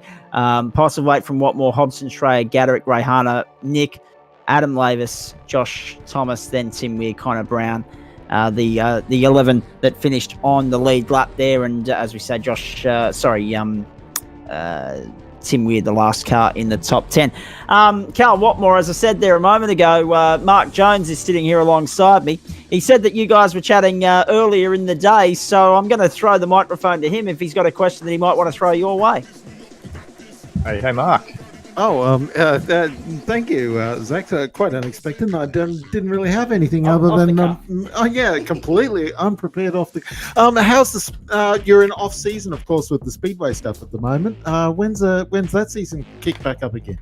Yeah, practice nights are starting soon. So some guys that have their cars ready and their stuff together are running those. Mine's almost ready, but not quite. So if we're lucky, we'll run a practice night, and then the season kicks off October 4th, I think, at Archfield. So yeah, bloody keen to get back and chuck some mud for sure. Yeah, awesome. It's been a while since I've been out to Archerfield. I need an excuse to get out there. That's it. And yeah, it's good fun. Hey, it'll be a cracker because everyone's itching to get out there. You know, it'll be a big field of cars because we're all bored sitting around. You know, plenty of time to make them run. And so the field's bigger than usual because usually there's a lot of broken cars waiting to be fixed. I have some very fond memories of sprint car plus speed car nights at Archerfield. They're always very big nights with both those big grid categories on, and I was working with sprint cars at the time, so that's so I didn't get to see the speed cars all that often for that reason. So, but yeah, they're fascinating creatures to watch. The sprint cars bring the crowd, and we put on the racing. Yes. I'm not supposed to say that because of past affiliations, but I do agree with you. Hey, Cal, just quickly on the subject of the Speedway, mate, obviously the season coming up, how will that impact your iRacing commitments, just quietly? Good question. I suppose I don't think it hurts to race this the night before, so I hope I can continue. Hey, I love these Friday night battles. And, well, they've been epic throughout the course of the season, and it doesn't matter whether it's Postlethwaite or Hobson, you always go nose to tail. Yeah, I wish I could bloody just be, well, I suppose I can't complain. I've won the last couple of weeks. So yeah, I suppose I've got to realise I can win these damn things. I've done it before. Just, make it happen, hey. Quickly, thoughts on Road America for next week? Yeah, I did a fair bit of farming on there. It was the official series in the current Xfinity car a couple of weeks back, so I feel that should be a pretty big advantage. But we'll see if Glenn and Hobbo and the guys can get onto the pace, and then hopefully have a good battle. But that should make me the favourite, so we'll see if I can live up to that. Indeed, we will. Anything else from you, Jonesy, before we let Cal go? Oh, I guess I just wanted to say how much I enjoyed the scrap that was going on for second place in the back half of that race between the three of you, almost the four of you, because we saw that Gaderick was putting in good lap times, but in the end he couldn't really get within half a second of lap time. But still, the three of you going at it the way that it was absolutely fabulous to watch, and so thank you very much for that bit of entertainment. Yeah, it was great fun. Awesome to have Dennis running on the pace with us. Yeah, he's a demon. And I looked in the mirror, saw Dennis, and focused back on the fight. The next time I looked up, Michael was just absolutely hunting us down at a rapid rate. So he must have got around Dennis and still had mega amount of tyre to slow this down. And that was always the big talking point, wasn't it, Cal? If it's not fuel strategy and saving, which was impossible here, as we know, it was going to be about tyres. Yeah, that's right. It makes me wonder what I could have done if I had taken 4. It would have taken me a little longer to catch Brenton, but I would have had more of a tyre advantage over him. Yeah, hindsight. Oh, well, we've got something to think about when we come back in 2 weeks. Indeed, we do. I'm a little bit muddled up tonight, folks, because my monitors are all over the place because of the tech issues we had at the very beginning of the broadcast. But I can see that we've still got Adam Lavis in the chat room, we've still got Jackson Rayhana, and we've still got Glenn Postlethwaite as well. Posse, what's on the agenda for the next week, mate? Because everyone's obviously getting excited about the return of the real world thing. What's happening in your world? Not a lot, to be honest. I'm pretty much still in lockdown, so... I was going to say, you're in Victoria, aren't you? Yeah, going to work, wearing a mask 8 hours a day, and then sitting at home doing not much, so... yeah, it's pretty boring. Yeah. And any sign from anyone in particular as to... Well, I'm talking about racetracks and organisations down there. What might happen come September 13 when you hopefully get out of stage 4 into stage 3? Well, I know I was meant to be racing in September at Sydney. This was obviously a while ago, and that's not happening now. So, it looks like the Thundersport series I race in, they're doing a 2020 and 2021 season sort of mixed together. So, yeah, that'll be, I think, starting in December, as far as I know. But, yeah, we'll see what happens, I guess. Got to fix the car first. Well, that's exactly right. Jonesy just whispering in my ear something about the 2020 circuit racing stuff being pretty much iced in an announcement earlier today, which is quite unfortunate, but really unsurprising given the current situation. At least things are on the improve in Victoria, but it's just not going to be the same without cars on circuit.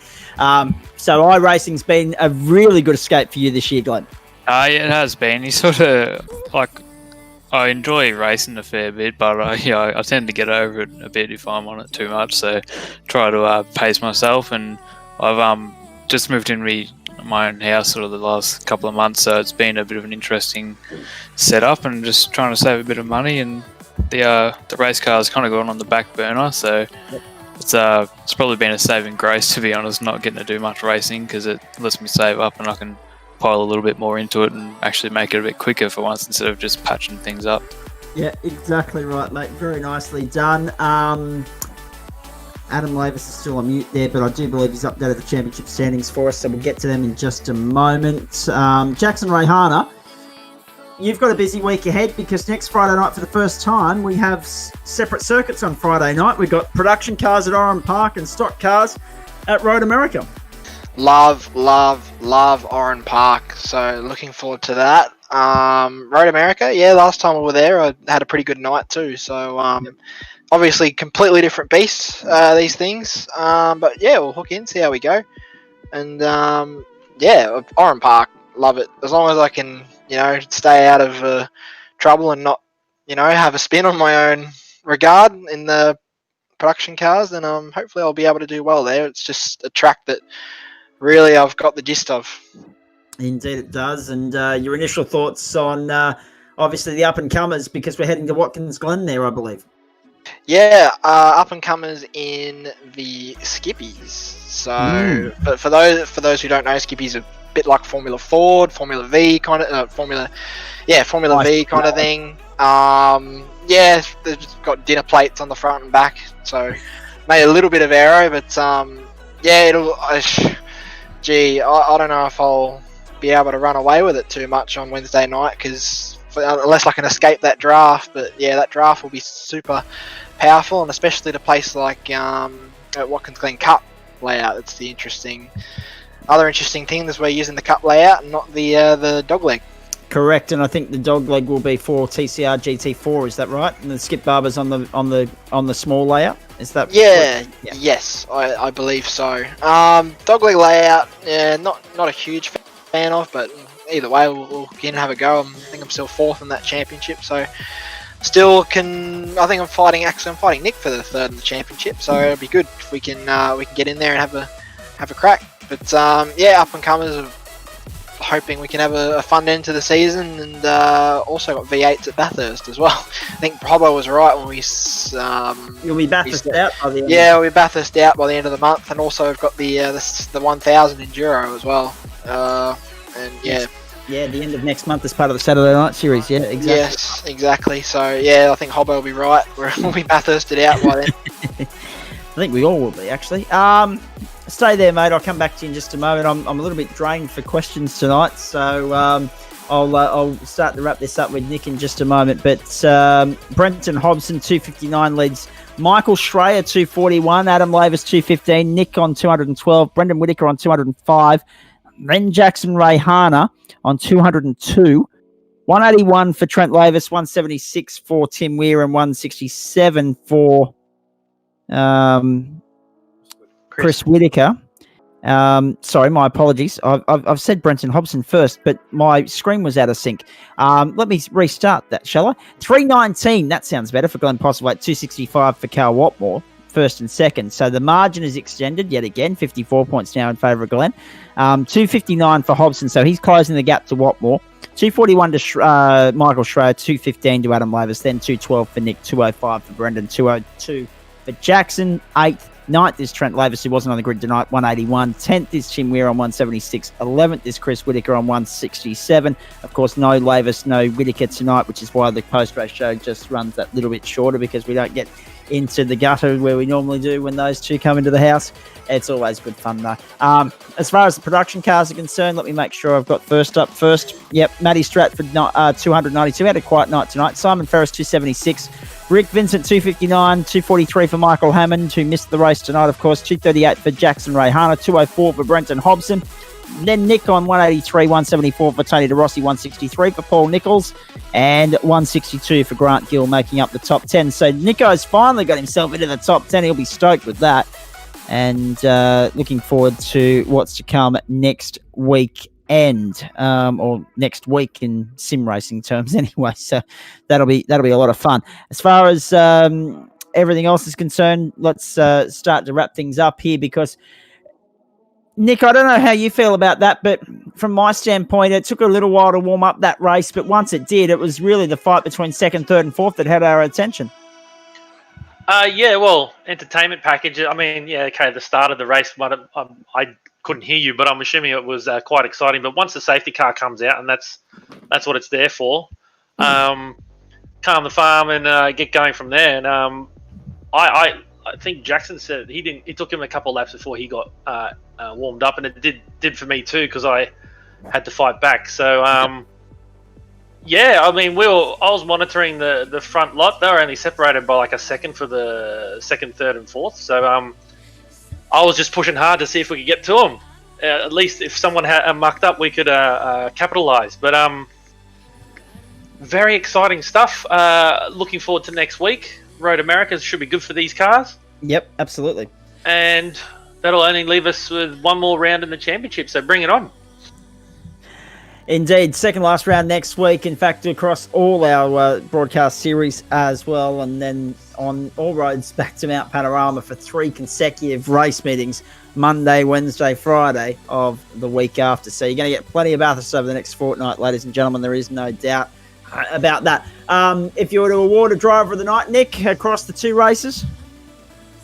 Oh, I don't have the results from the TCR in front of me, but nor do I, actually. Although notable mentions to Brenton Hobson. Yep. Charging from the back.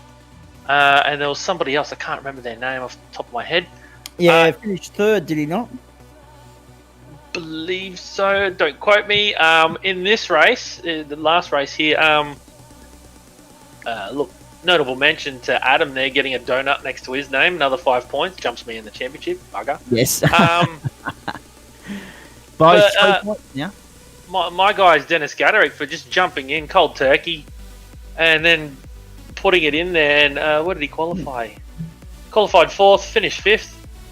Yeah, he got 10 incident points, but I mean, far out. Just to jump in cold turkey for a guy who's really good at GTs and really good at most cars, but something that's completely different to a GT car and getting in there and mixing it up with the top guys. Good on him. I'll back you there, Nick. That was awesome. It was really cool to have him here as well. Wish you'd raced it more, to be honest. It's a fair bit different to the Ferrari, so I look forward to asking him about that on Monday night. He does have to ask permission to race an extra night, so he must have snuck this one away. But yeah, good on him for finishing 4th. Absolutely. Adam Lavis, thank you to you for sending the results through from earlier in the night, because as you know, I had those tech issues and I couldn't get it to save myself, but we somewhat salvaged the night, I hope, folks. I hope it's made sense where you've been watching, and apologies if it hasn't.